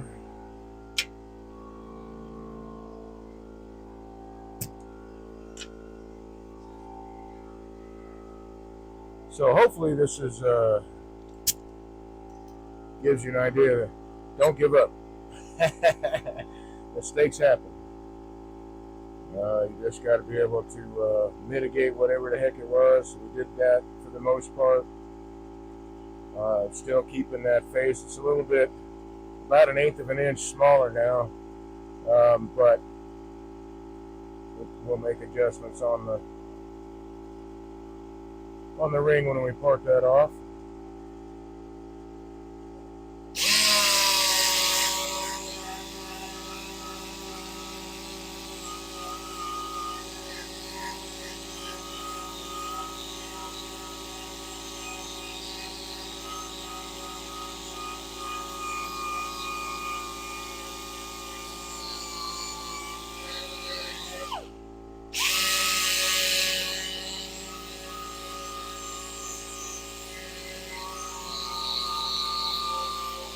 I might have gone a little bit faster on this side than the other one because I have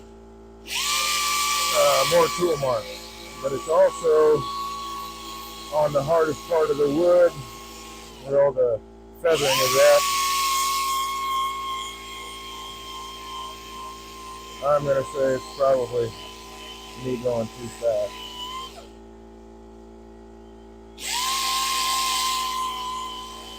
But stands out real easy.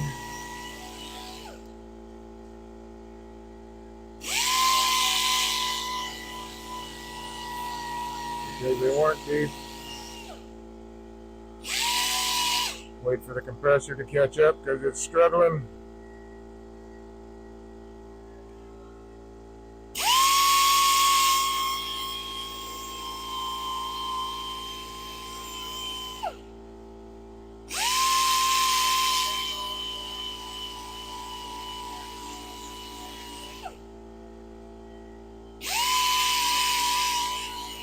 I say that as I grab it and start working with it. Har, har, har. Alright, so we'll give the compressor a little bit to catch up here.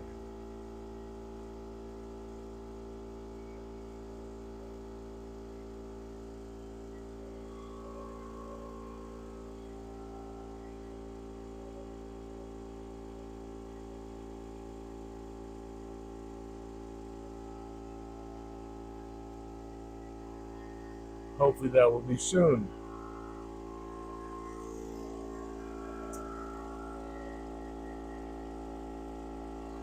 Another one in this shaving is the skew. That was a skew again, so that's number 3. Dang it anyway.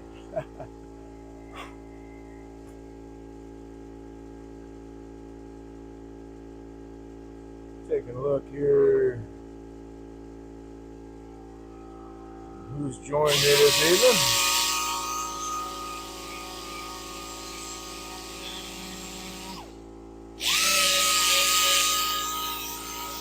Thank you all for joining me on this Tuesday evening.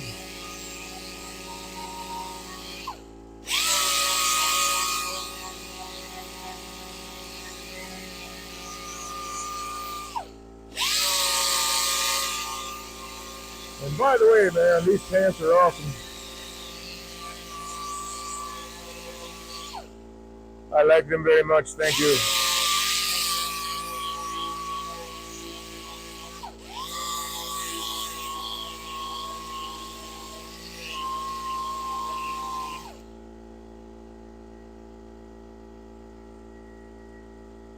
Come on, compressor, you can do it.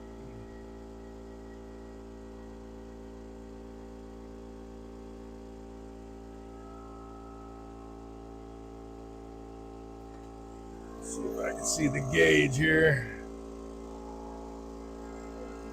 Oh, almost there.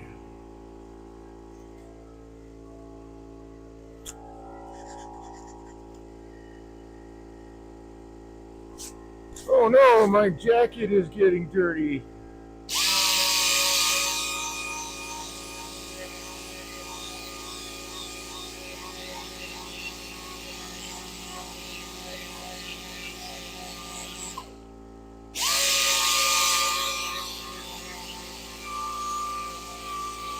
Well, maybe not dirty. It's just getting covered in shavings and sawdust.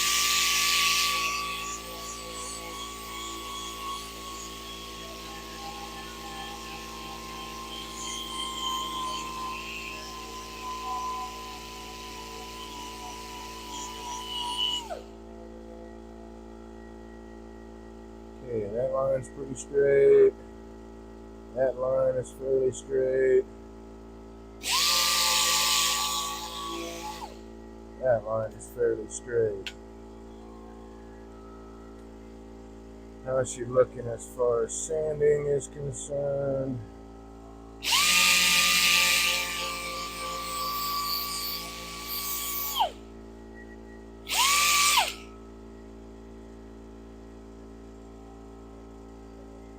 Pretty good.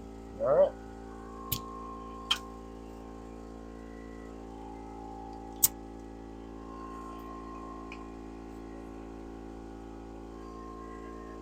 All right, so let's move these guys aside.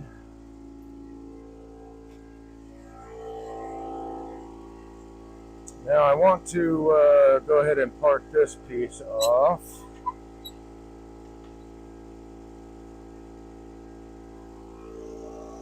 And I also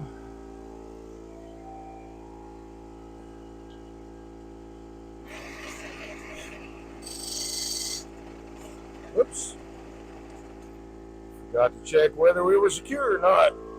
The tool stopped the rotation of the material. There we go.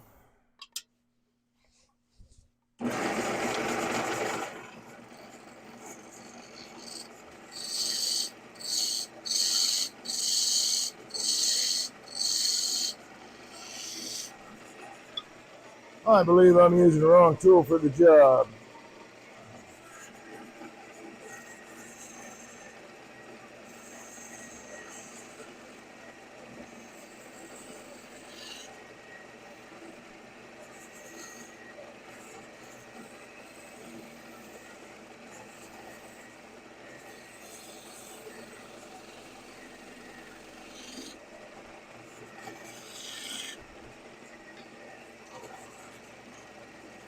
I'd be really careful because I'm pretty low on the tool rest. I'd be careful with this guy. But it got me what I wanted, so just to clean that up.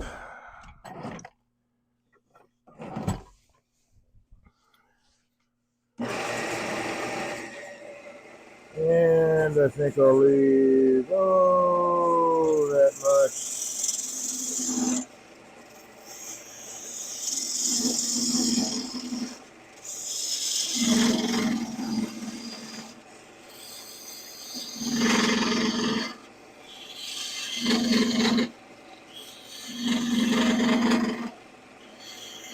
And while I'm thinking about it, it would be a really good idea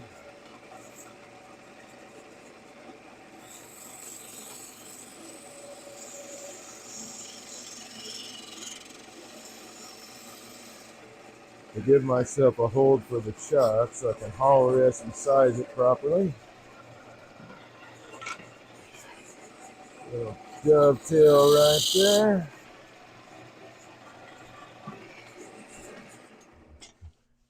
Okay, now we can part this stuff off. Oop, no, we can't yet. Hold the phone, Dave.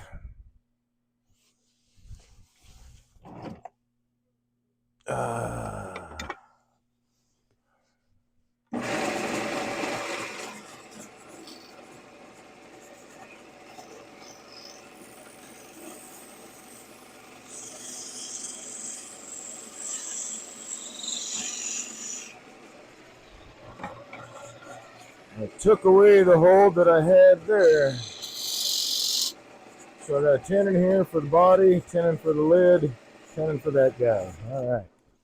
Now everything's ready to go.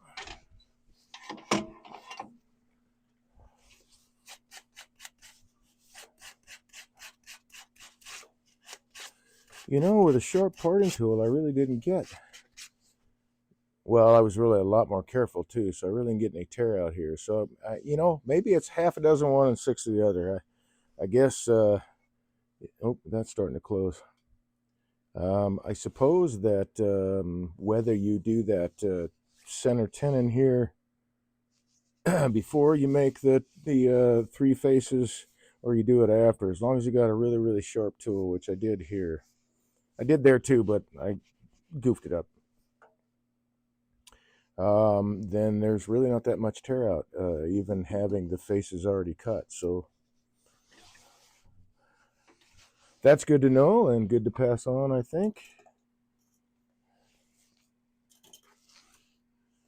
Let's separate these guys.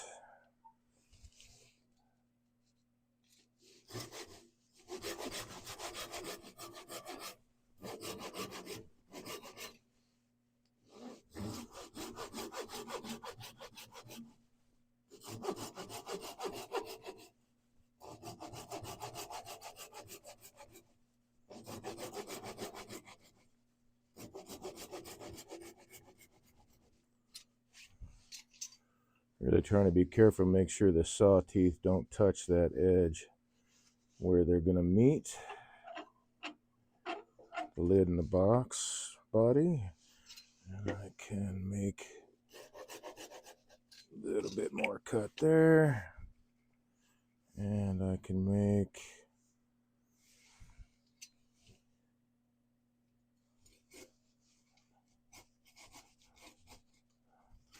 a little bit more there. That should come right off now. Should and will are apparently not the same today. It's not government speak. Government speak should is will. It will happen. Shall, same thing. Will happen. All right.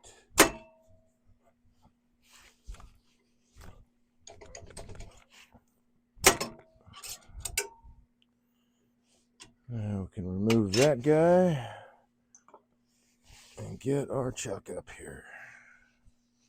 And I can get rid of the tailstock.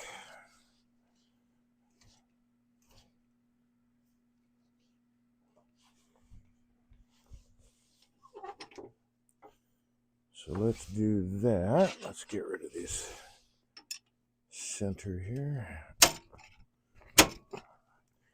which apparently I need my mallet for. There we go.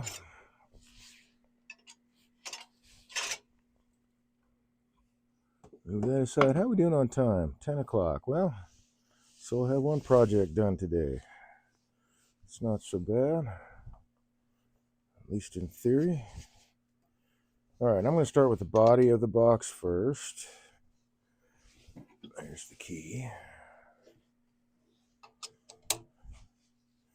And I think I'll take the front face, or what I'm calling the main face, I guess. We'll put it off on between 1 and 4. I don't think that, let's think about this. That's not going to matter, but we'll mark it anyway. It is habit, a good habit I think to have. I may not use that mark.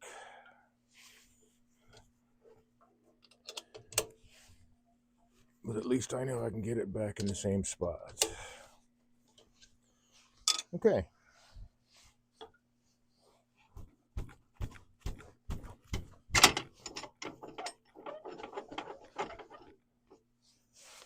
So let's scoot all this back.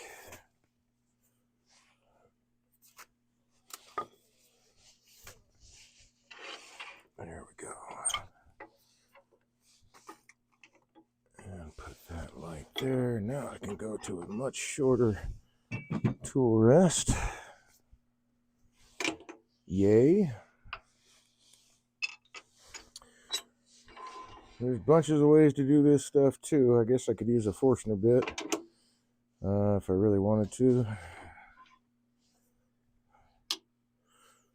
Raise this up a bit.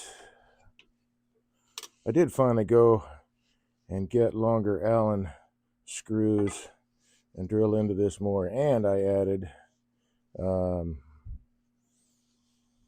thread lock, so hopefully this dude won't want to come off anymore.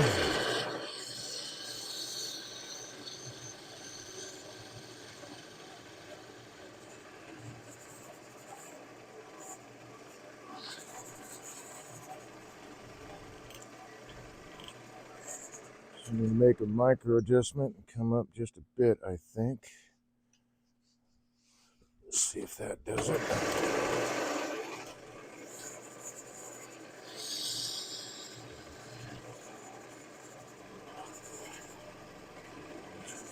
Come up even more.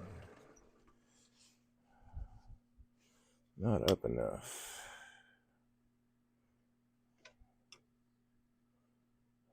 I think that's probably okay. And looks like I need to put a new edge on this spindle gouge too. Yep. You know what? I'm going to do that first. Didn't realize it was as dull as it was, or is.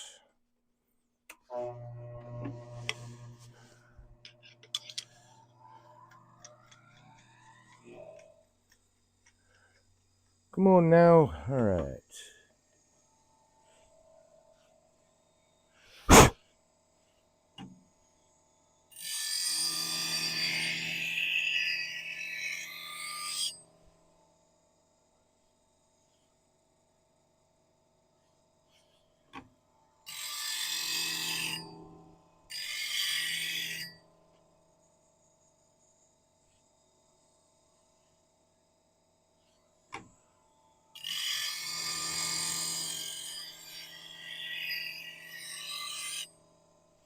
I think that'll do it.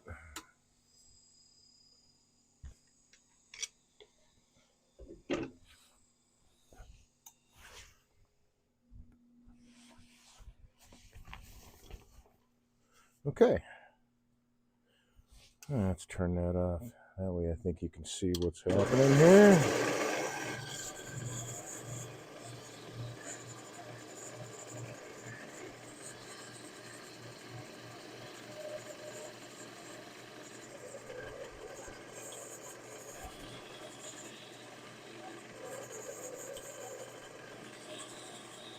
That sure is some hardwood. Dang.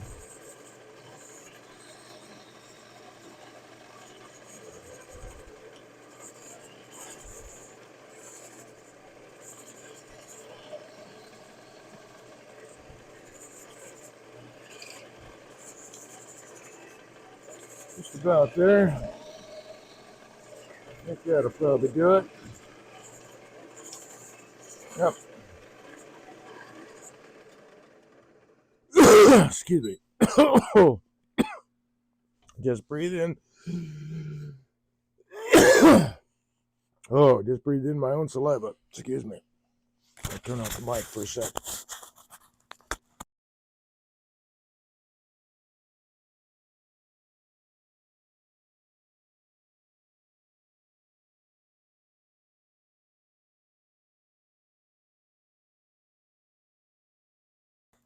Well, that's always pleasant. Okay, let's hollow this dude out. I can get closer than that.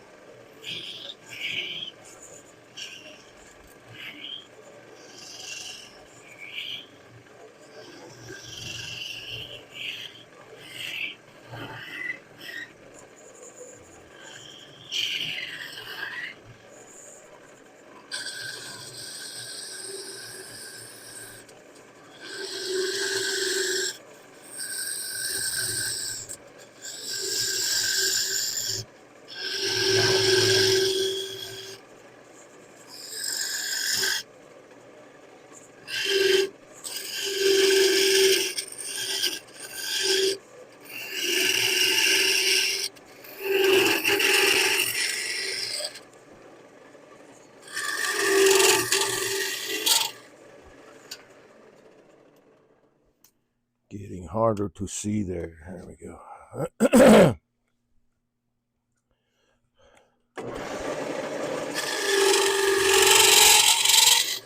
I am hanging off the tool rest quite a bit.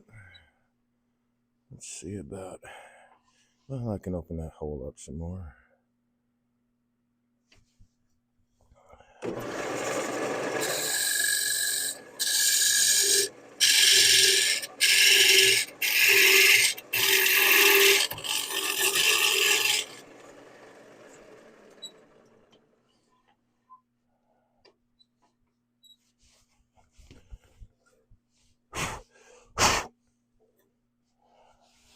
We touching? Yep. How about now? Yep. Still touching a little bit. I need to open that hole a little bit more. Actually, I should just take it to where I want my onion ring to be set. Let's grab the box scraper for this. Still got a good burr on that. So I think I will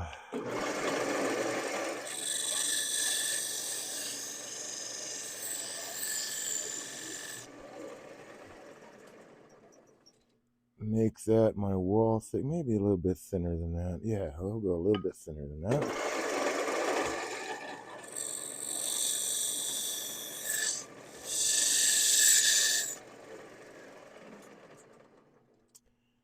That looks pretty good.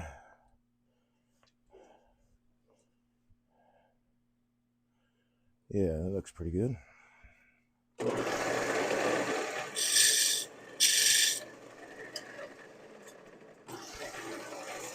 Ah.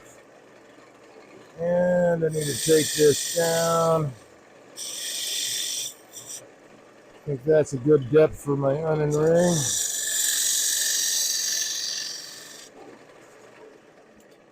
And that looks like, probably a little bit thinner there too, but move these guys aside for a second. And that light. Oh yeah, I forgot. Oh, I gotta get this guy in there. Not touching, all right.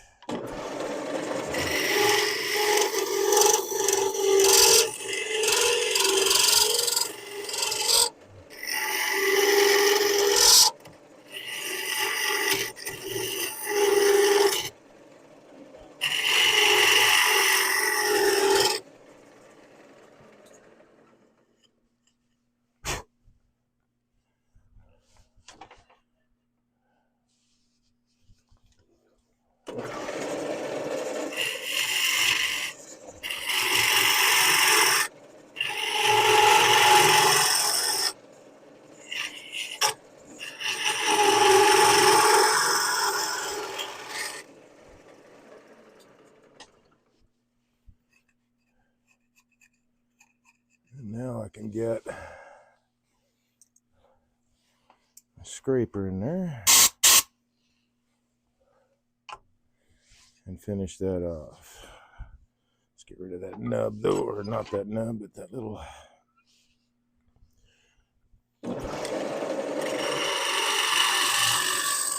inverted cone in the bottom.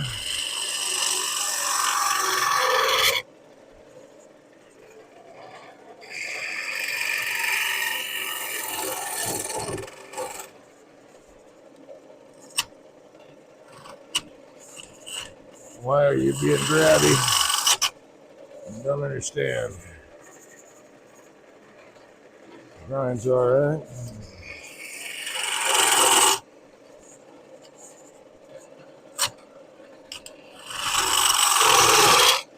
There we go. Oh, don't blow it out, blow it out. Okay, time for the negative rig scraper, which is right here.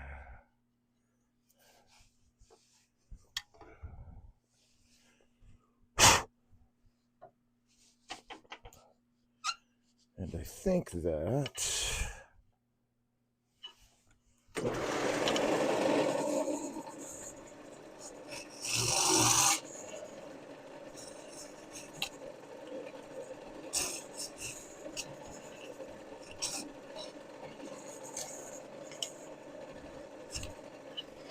I need to raise my tool rest up a bit. That's what I think that.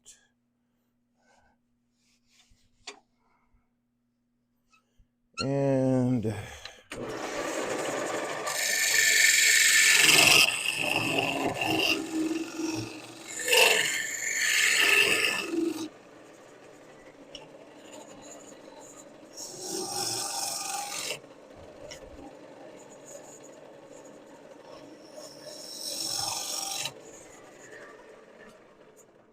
check my depth. Come on, magic pencil, where are you?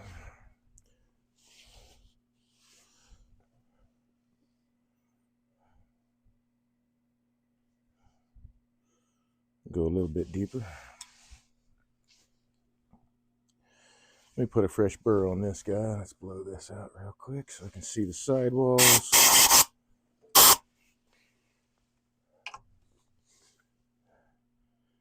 Yeah, not bad. I need to put a new burr on this scraper though.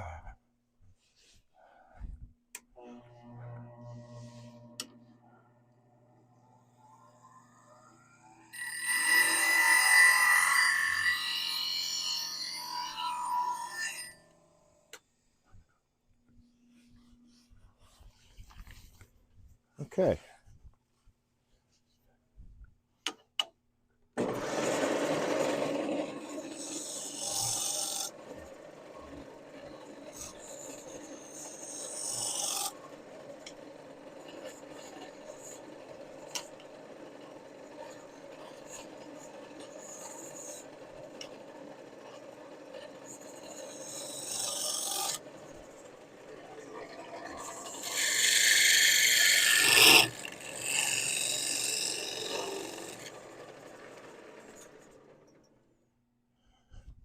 It's looking pretty clean.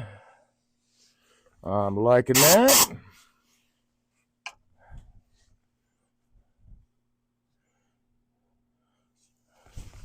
I need to clean up. Yep, got a burr on that too. Cool. Let's get this in there. Got a little bit to clean up on this back corner here.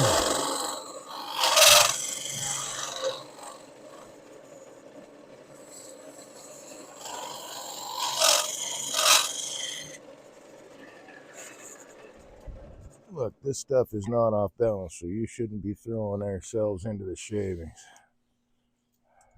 Come on. Whoops, I think I moved the camera. Maybe not. How's that look now? Okay, I think I'll leave what I have there until I get my onion ring set.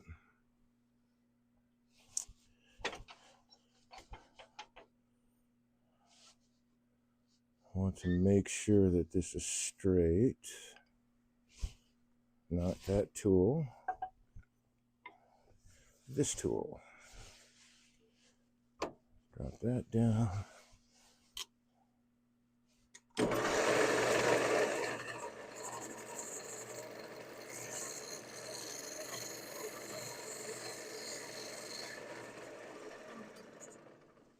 So that when the lid sits on there, everything sits flush. Normally I would undercut it for a different kind of lid, but since this is an onion ring and it's a triangle, that's not going to work so well. So I want to have a flat surface here, and then on the lid where it meets, that will be flat too. Normally I kind of, I undercut a little bit towards the inside so that the outer edge will sit on the outer edge of the lid. When it's round, will sit on the outer edge of this, and there'll be just a little bit of a gap, but they'll always meet right at the outside edge. On this, you can't really do that because it is a triangle.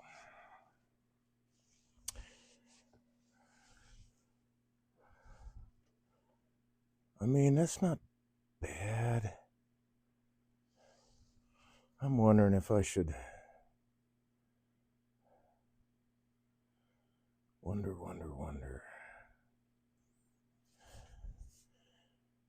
I could make the wall thickness a little bit thinner. I really could.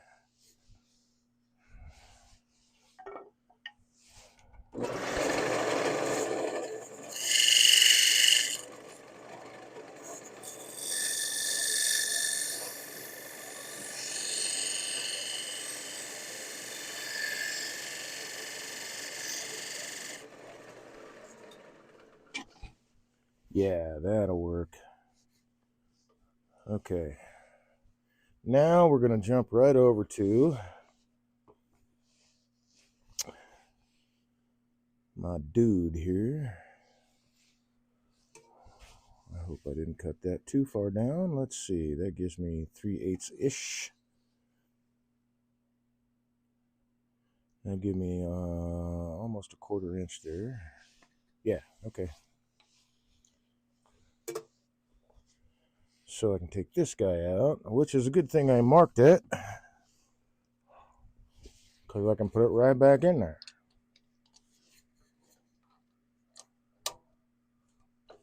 What I want to do is I want to get the onion ring set, and then I want to work on the inside hollowing again, and then that way where the inside of the plug or onion ring meets here, that'll be a clean line. So let's get the size in this dude.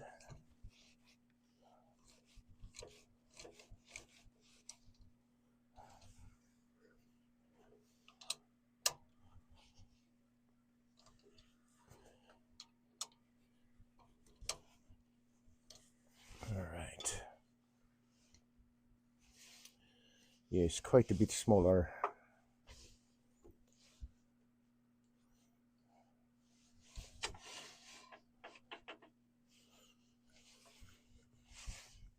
So I want to get it close.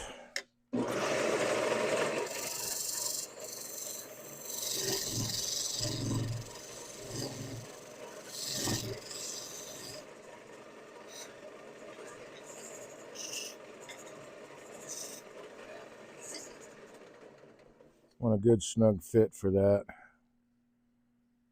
That's it right there, actually. That's cool. That's really cool. All right, so I need this face to be flat.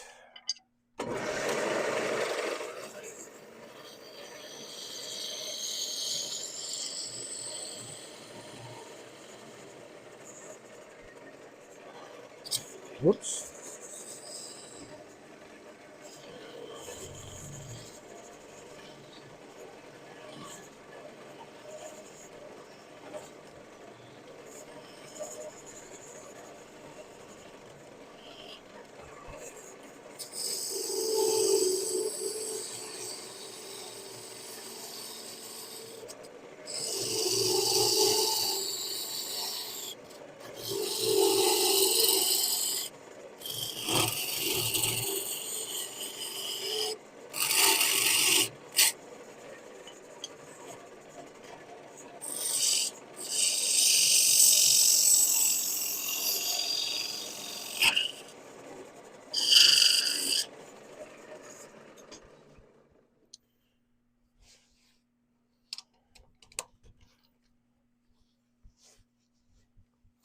Will that close down enough? Probably not.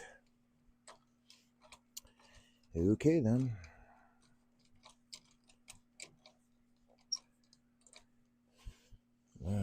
Hold on. Let me take this down from this side.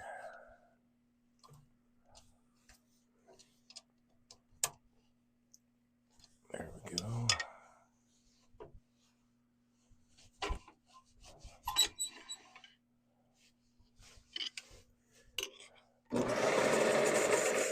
Nope, let's not do it that way. There we go. Now we can do it that way.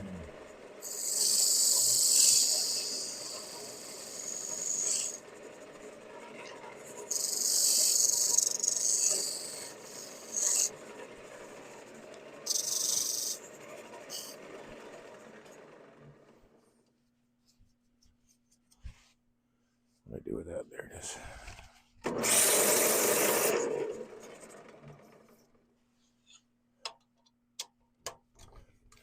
Now I can't, unfortunately, do this from the inside. Do a compression or expansion hold, but I would rather.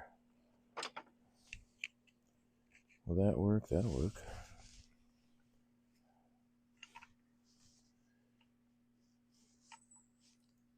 So I can match the outside diameter the rest of the way. I'd rather do it that way. But again, it's an expansion hold, and I'm doing an onion ring. Not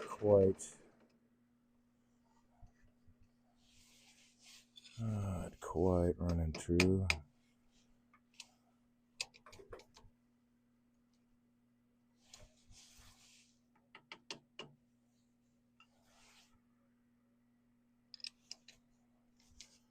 So my disc on the inside is not, there we go. My disc on the inside was not sitting flat.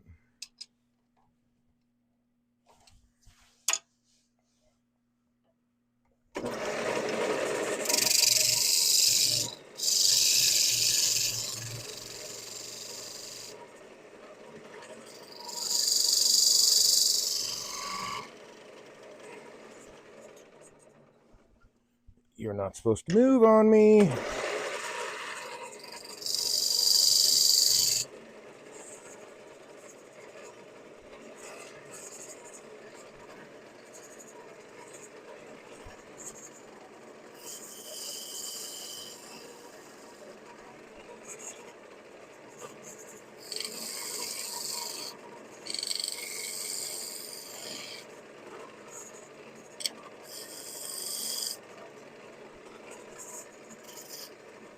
My skew is getting a little dull there.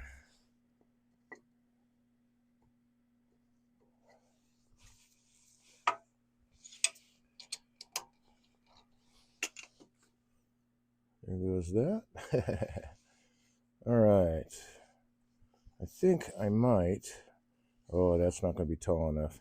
All right, so I need to make another onion ring. That one's actually not going to be tall enough. Yep, that's a bummer. All right, moving on.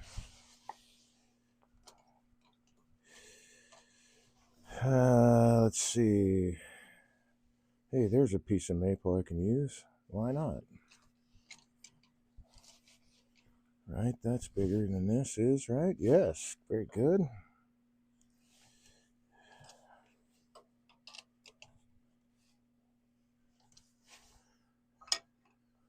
Okay, let's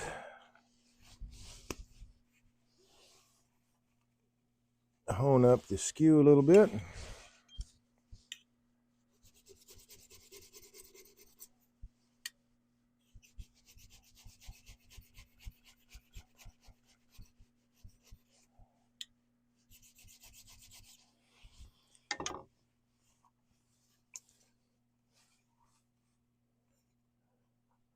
Come on, get in there. 10:20. Well, the idea is I get this box done. All right.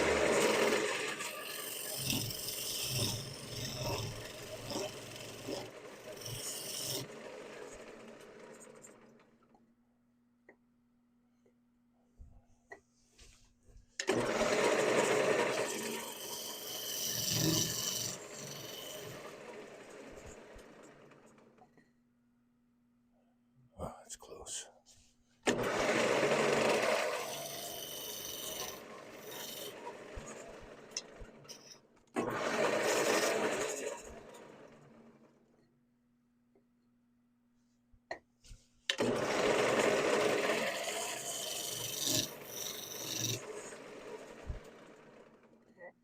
I want a pretty snug fit on this.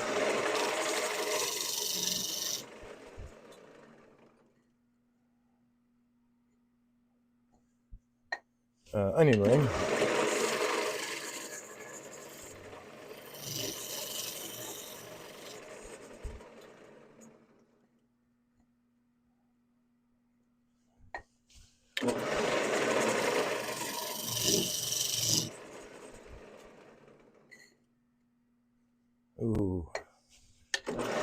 Trying to go on.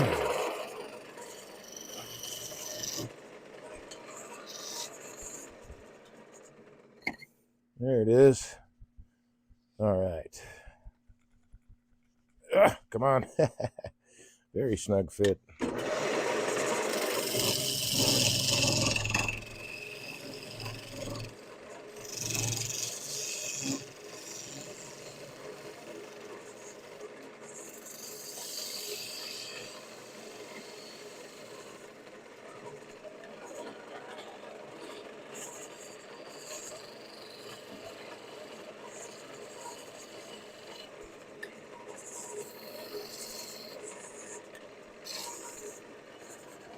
Now we can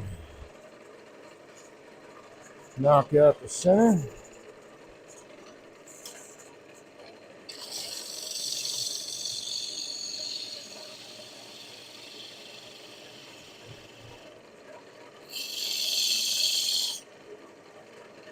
I want to leave that. Nope, I don't want to leave that. There we go.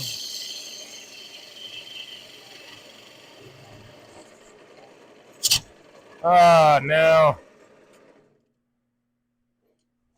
Well, fortunately, that part isn't going to be seen, but I just got, it must be the, oh. Okay, I'm not sure what happened there.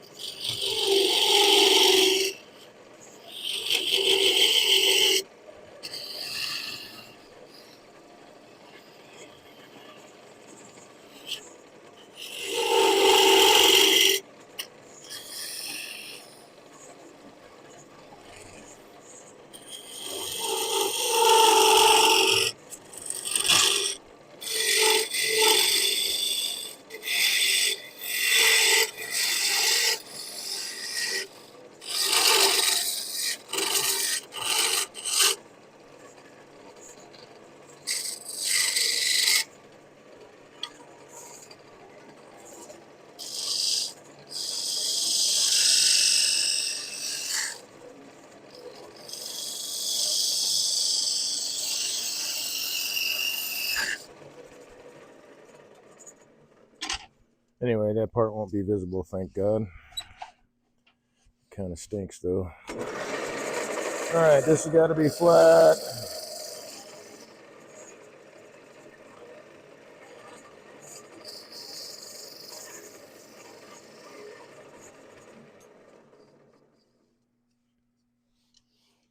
You can see where I skipped right there, but all that's going to be covered up,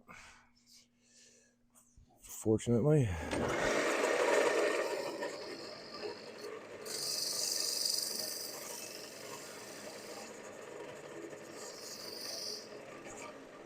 Oops.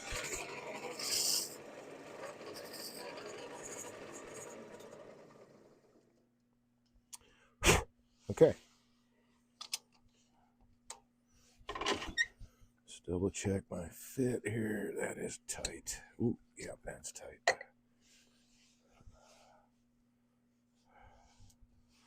I can see I'm just a little bit heavy on wall thickness. Right here.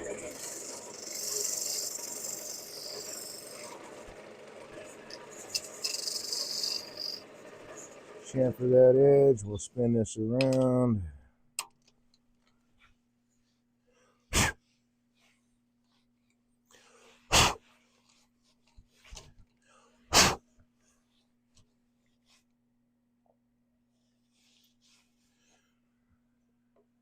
Let's get another disc. That one drop down here. So we'll not use that one because it is not, well, maybe it is just flat enough.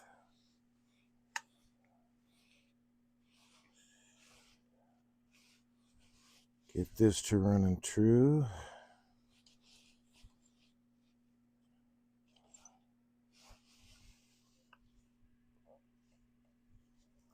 Why is that not making it down there?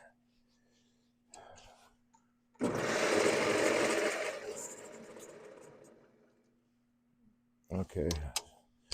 I'm going to grab a different disc. That one's a little too small in diameter. I've got a few of them floating around. That one's way too small, as is that one.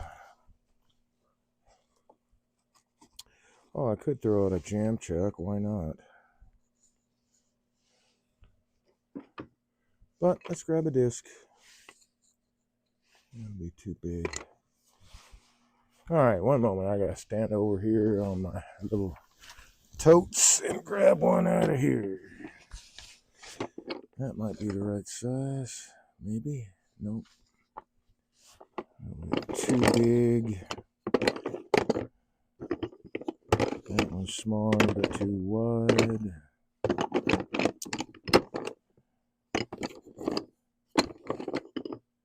And that is a nice piece of walnuts. We're not using that.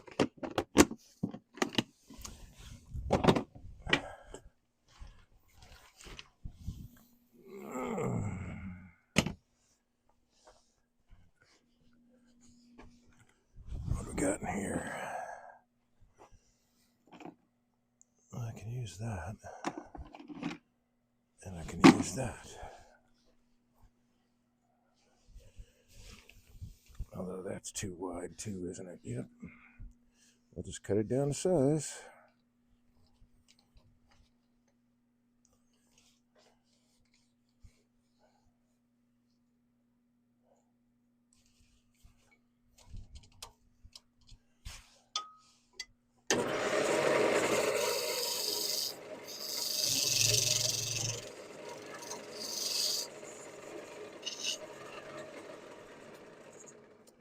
Should be slightly smaller than that. Slightly smaller.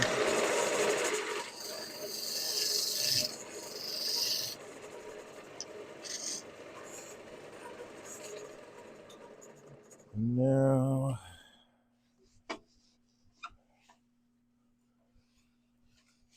I'll flatten this out. Ah, that is the problem.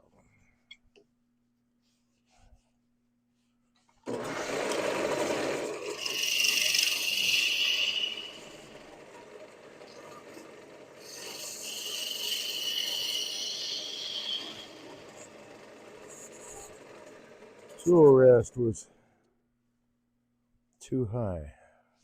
Okay, let's part that off.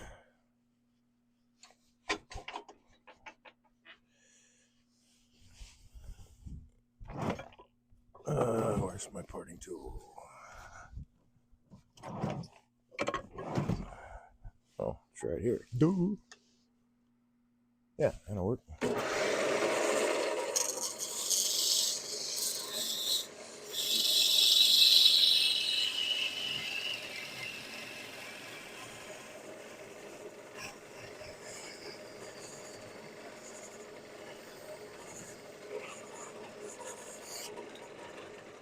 Well, I was going to catch it. There we go.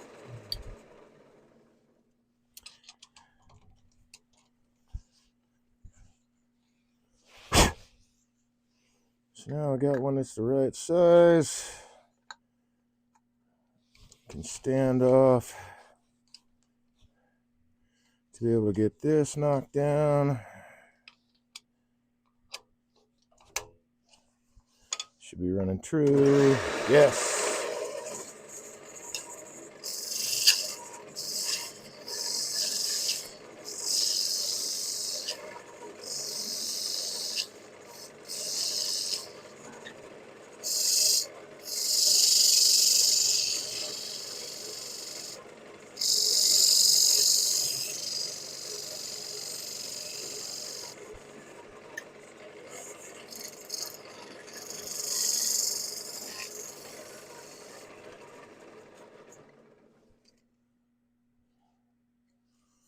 Very good.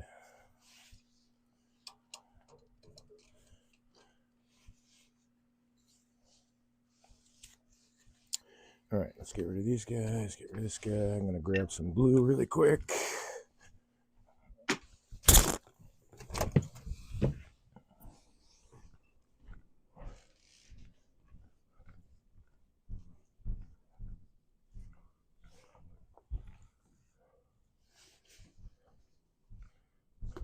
Probably should have had that on my mind, but I wasn't thinking about onion rings until I saw the the grain on this piece.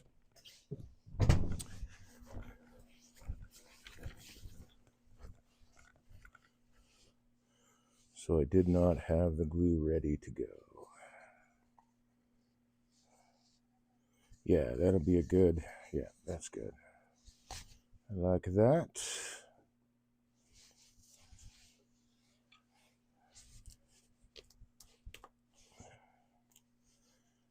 Apply some glue and then we'll finish the hollowing of the box.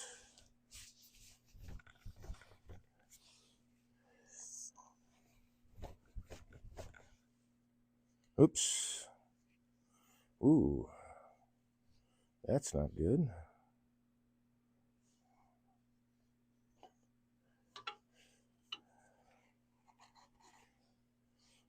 Glue seems a little watery. I think it's separating.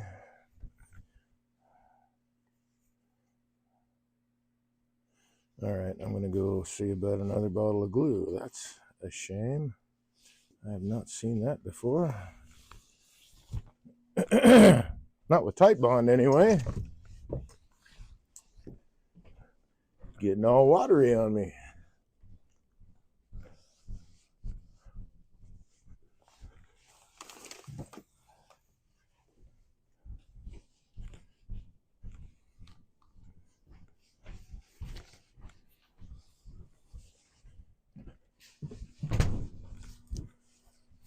And that bottle has not been sitting around very long.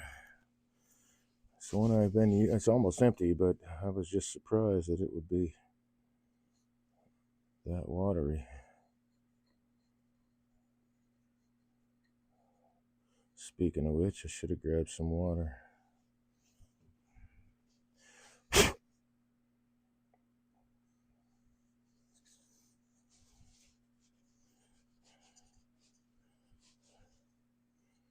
So I can clean off this. Oh, just a grain line up. Not quite. Let's line the grain up on this dude. Are we better here? Yeah, we're better there. There we go. Not the same exact grain pattern as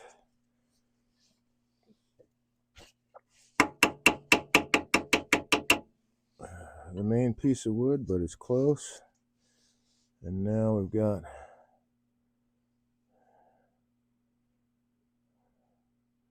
I'm going to have to adjust that again. I think I'm going to have to adjust that again. Let's see. Yep. Like when the grain lines up.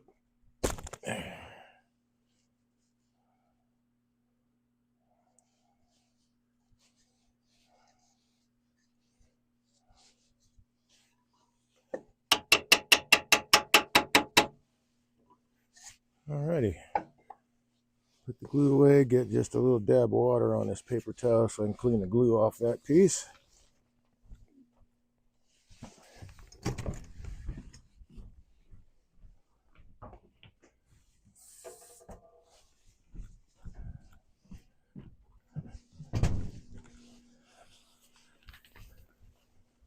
Don't want that glue residue.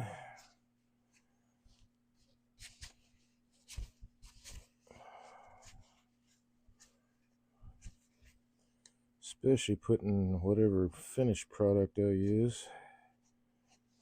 That glue will keep it from getting into the timber. And I'll clean up the inside glue line because I'm going to throw my negative rake scraper in there again.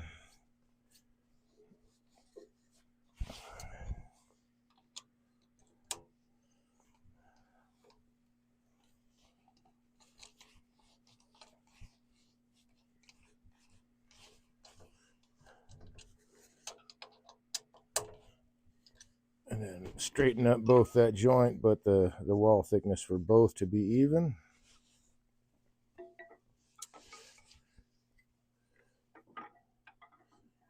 Move aside, there you go.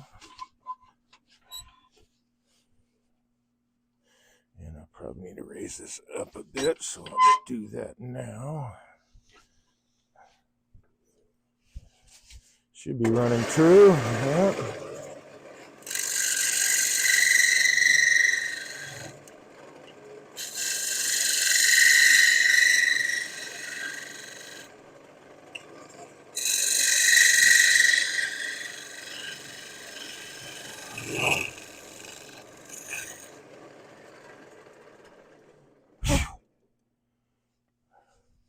I think I can thin that out a little bit more. Onion ring doesn't need to be that thick.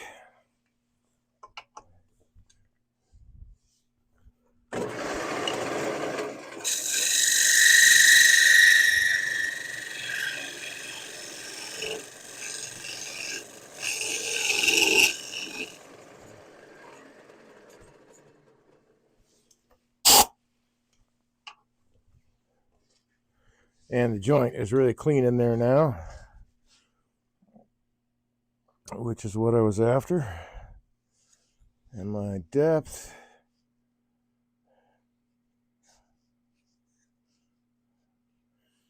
it leaves me about a little bit more than 3/8 of an inch there.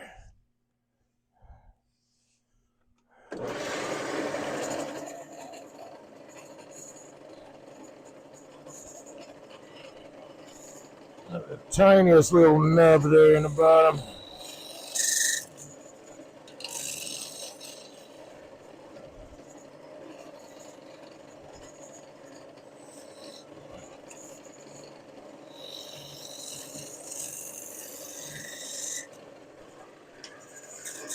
Chamfer that edge.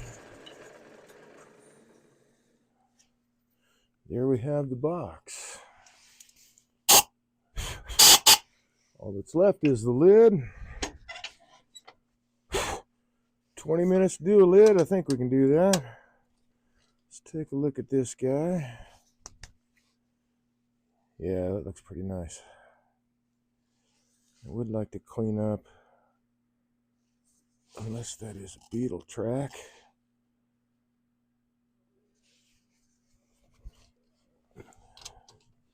I'll clean up the bottom a little bit more.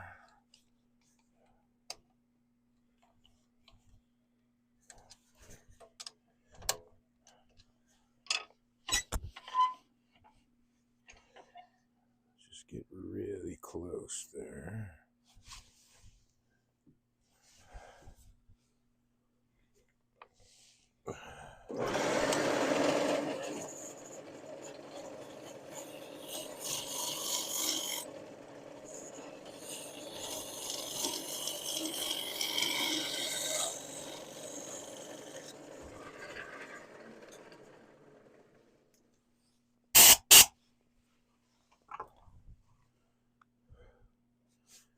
Yeah, that did it. Cool.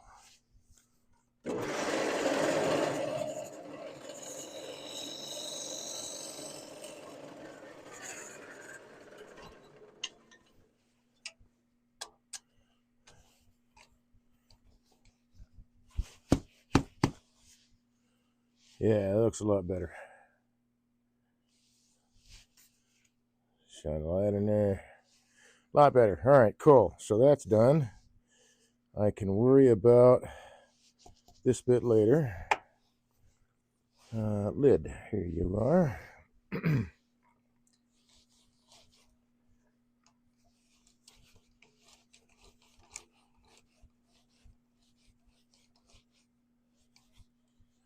So I've got, I don't know, it's not quite 1/8 of an inch tenon on this side of the lid I'm holding in the chuck, but I don't need a whole lot. It's not a big mass.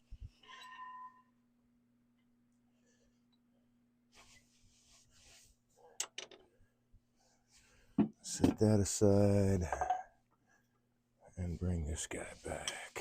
And I'm too tall there. There we go.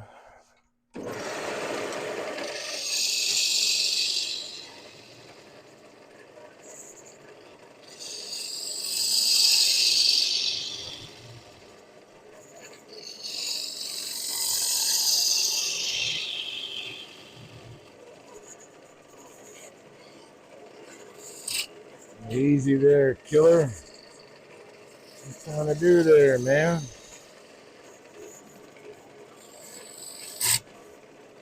Oh my goodness. All right. I'm not sure. I think my grind is a little goofy because that should not be yeah, it's a little bit goofy. Let me fix that.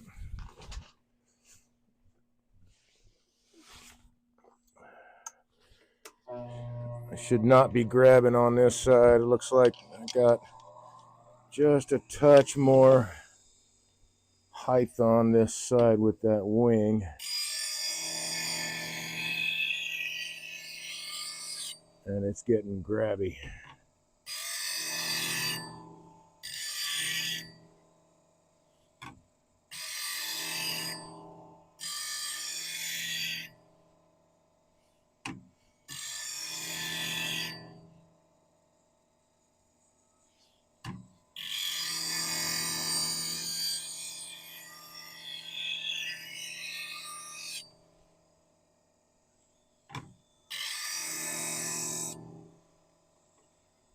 About right, yeah.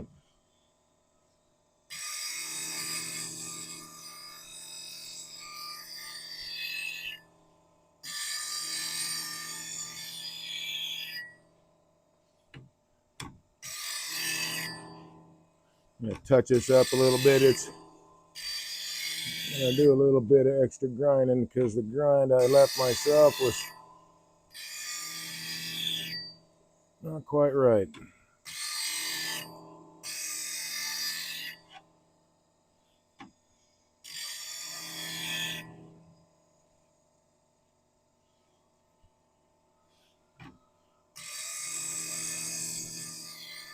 So I gotta take a little bit more material off than I was really hoping to.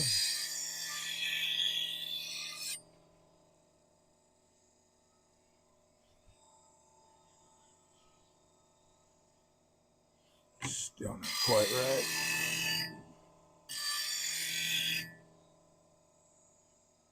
Think that'll do.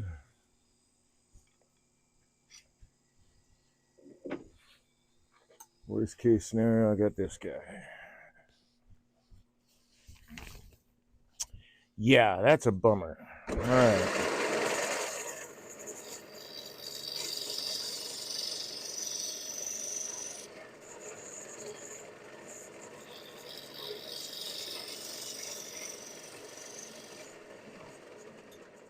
I'll clean off the damage that I did.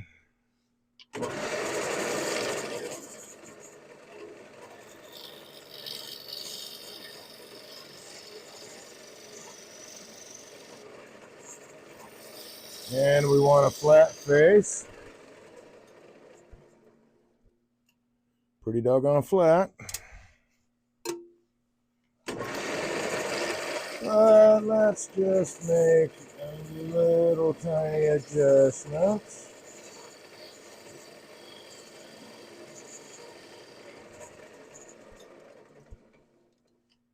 There we go.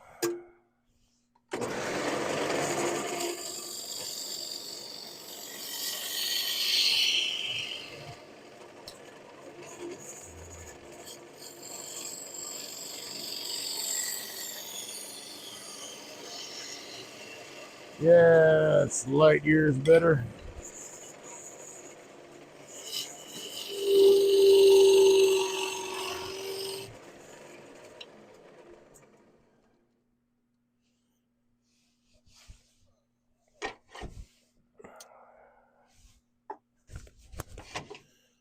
I could use the calipers for this, but I rarely do.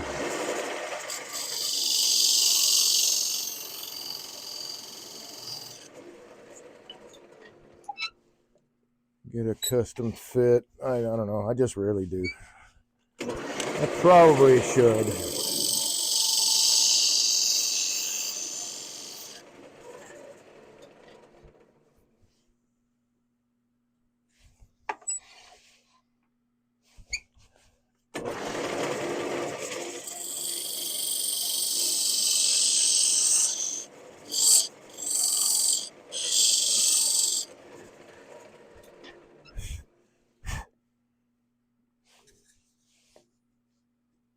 Let's see about that.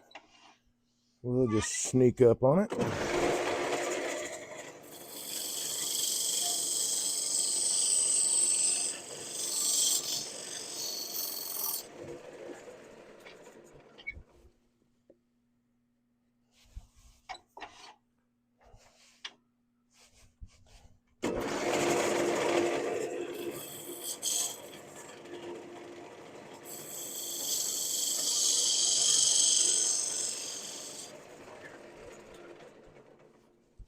Come on.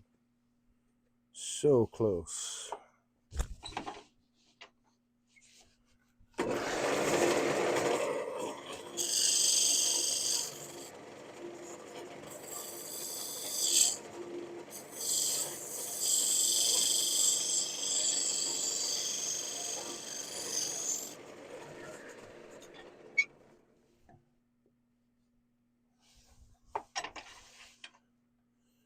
She's wanting to get on there.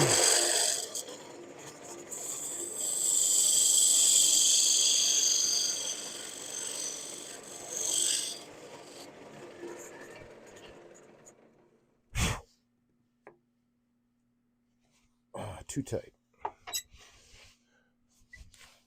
So we'll use that burr. I need to refresh that burr a little bit.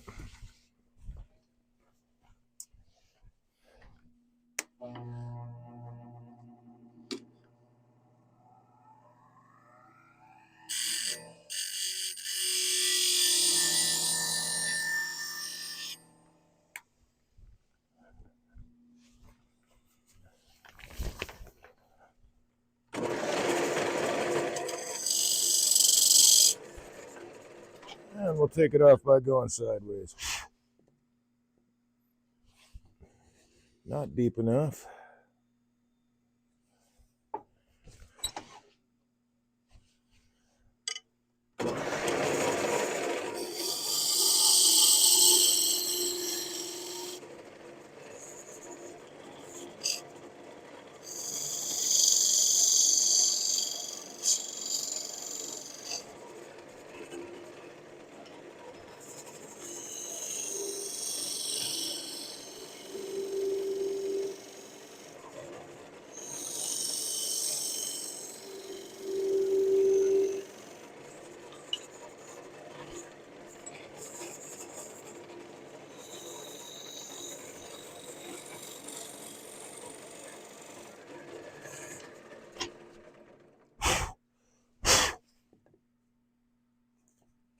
And that is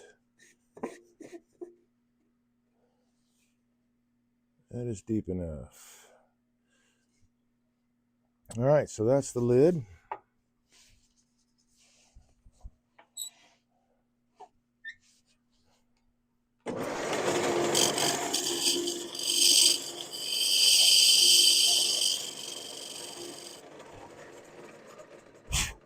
Let's chamfer this a little bit.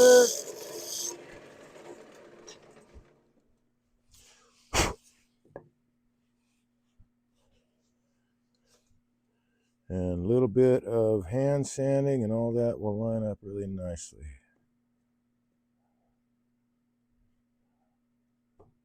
Very cool. I think that's deep enough.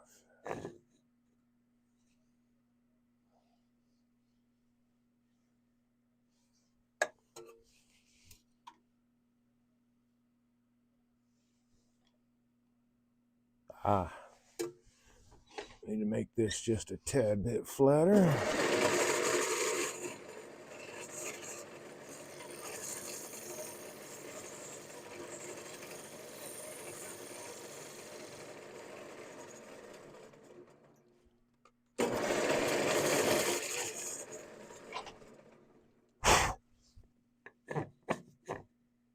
All right, there it is. Now it sits the way it should. So a little bit of sanding, and I've got these tenons to hold on to while I do that. And that'll be a done dude. So that's pretty cool. All right, so even with all the mistakes and blah, blah, blah,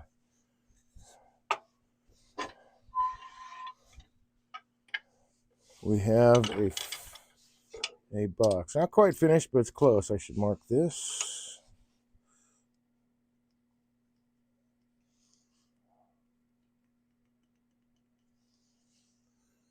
And for giggles, since I'm going to sand it anyway, I'll put a little mark out there so I can get it right back on the chuck.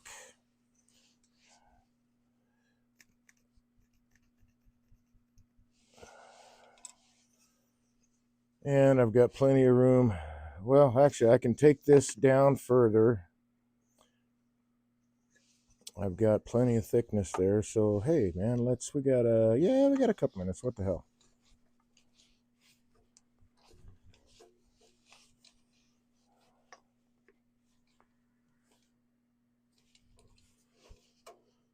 Autobots, expansion mode.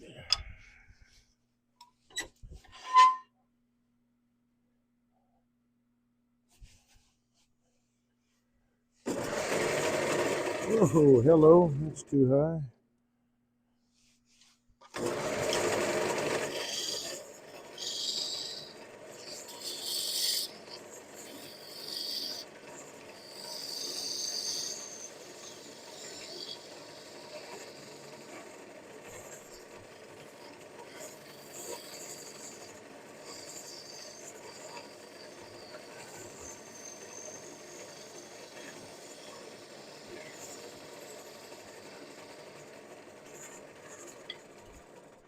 I could actually put an inset in there if I want to. I may do that.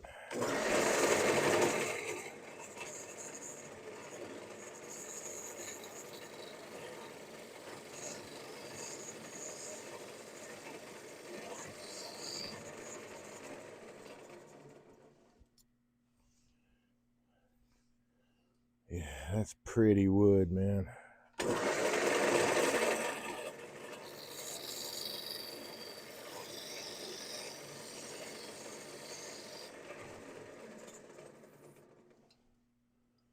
Oh, wow, that's gorgeous wood. Got some beetle marks down in there and there, so that's nice to have a little bit of extra feature, I guess. I think, could I use this guy? I could use this guy. Why not? It's handy. Why not? So we'll make a little insert. I got this piece of this lovely piece of American chestnut. I think that'll make it look really nice.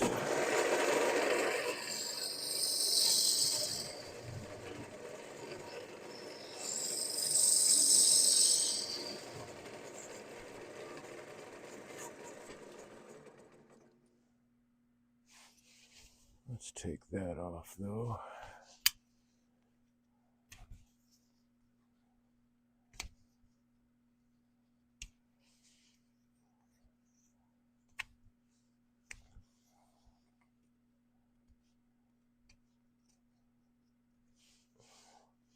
That's the surface I want on the outside. So that'll sit fairly flat now.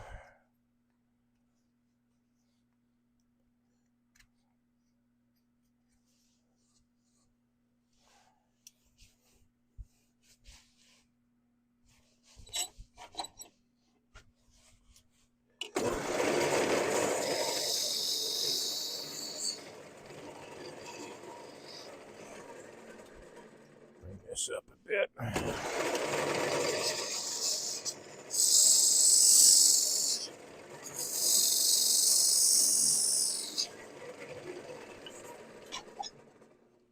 Not big enough, but that's all right. We're getting there.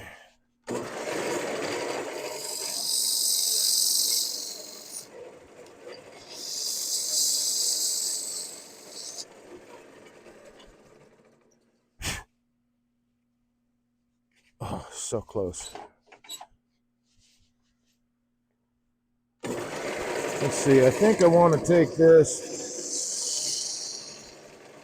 a little bit deeper.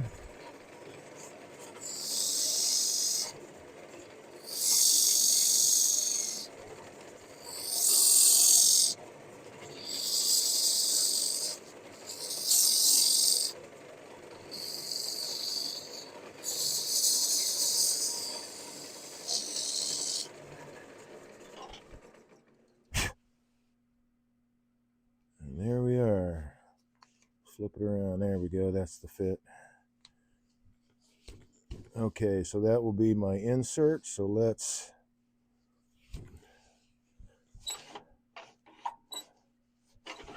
do something about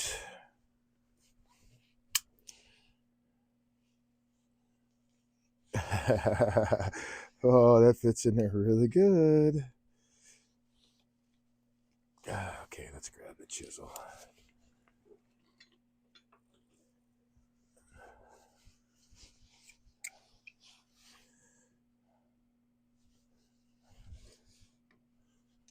There we go.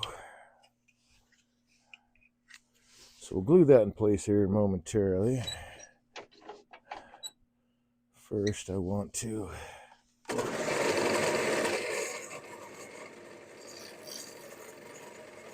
turn this bead.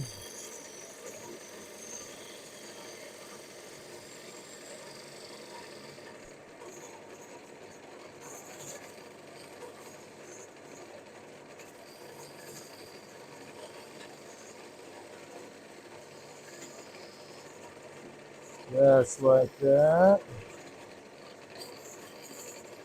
Chamfer this edge just a bit.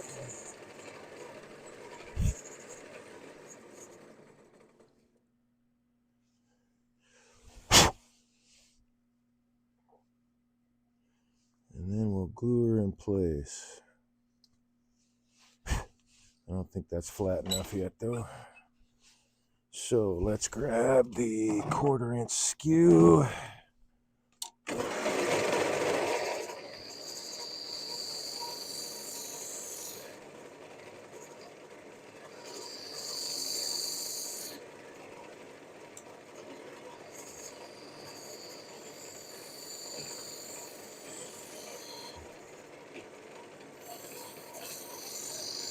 Make that a little bit flatter.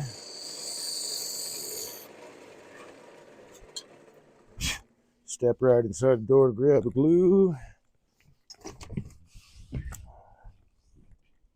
Right there.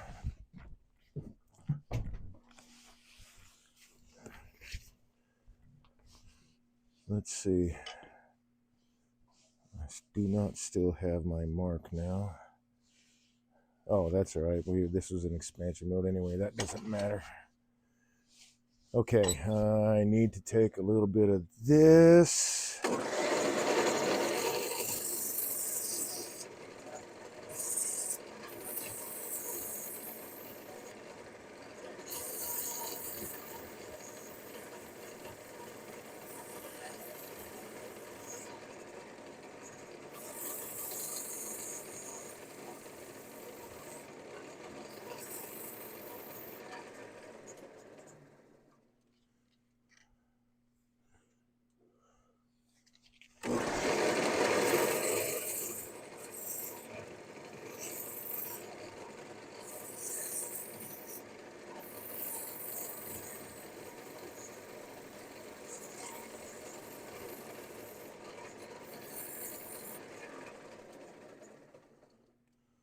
So I think, oh yeah, that looks pretty nice.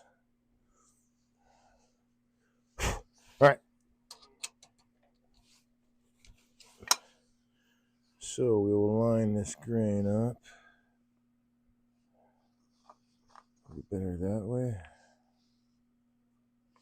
or this way. This way. Okay. So I'm going to put a little glue in here, and I'm going to leave an air gap on one side here so that the air can escape when I push this thing down.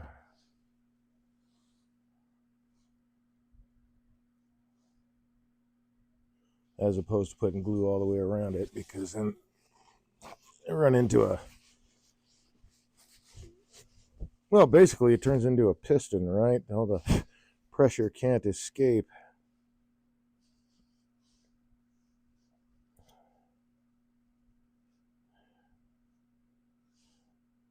And I should get a little bit of squeeze out, I think.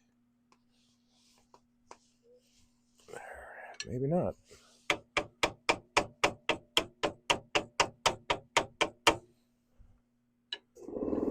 Oh, let's turn off that compressor. You can hear it struggling to start. All right. Now I want to finish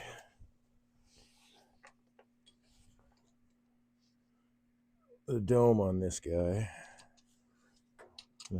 Make this cabochon or this insert a dome. Let's move the glue out of the way. Let's drop that.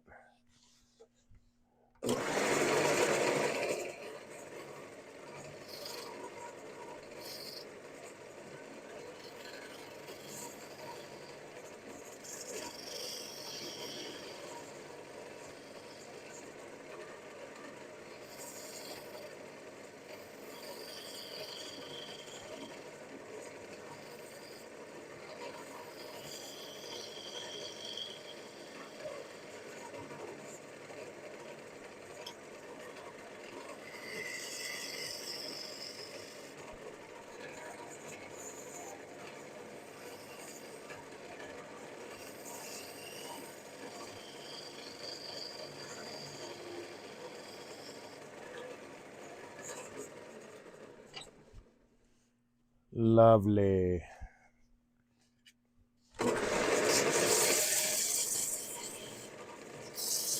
You know, I haven't used any of this American chestnut and anything for a while.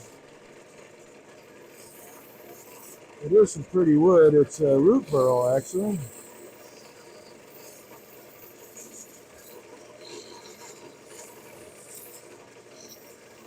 I was lucky enough to get a little bit of it. I believe, let's see, I think this particular tree, or rather the stump that this came from, was kind of buried in the ground downstate. The tree had been dead for a long time because of the blight that happened with bringing the Chinese chestnut over.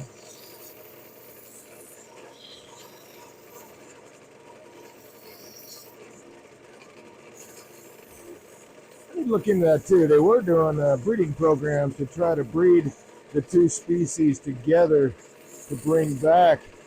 I mean, there is like one or two small stands of American chestnut in the nation that survive. And so there's been a breeding program underway to breed the two so that well, some glue came out and I need to grab that paper towel again. That's not it. There it is. I did have a touch of squeeze out here. Let's get some wet paper towel to clean that off.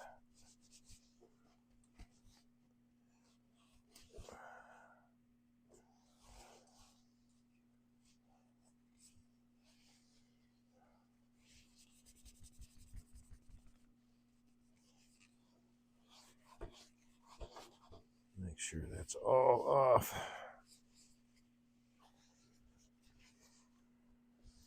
So again, so they could bring back the American chestnut, which I should look into that. That was a cool little project. And I need to take that tool's not over here, so I'll grab.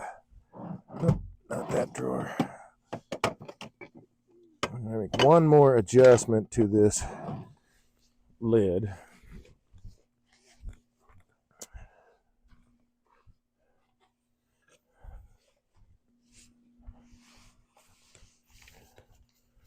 With my point tool, I think.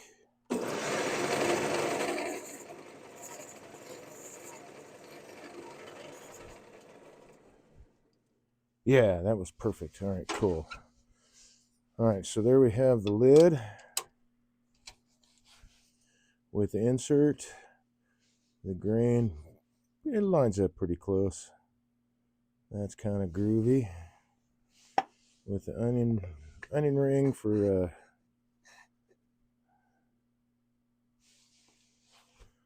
so we'll get this finished. I will probably finish this up tomorrow evening, do the sanding, cut off the tenon here.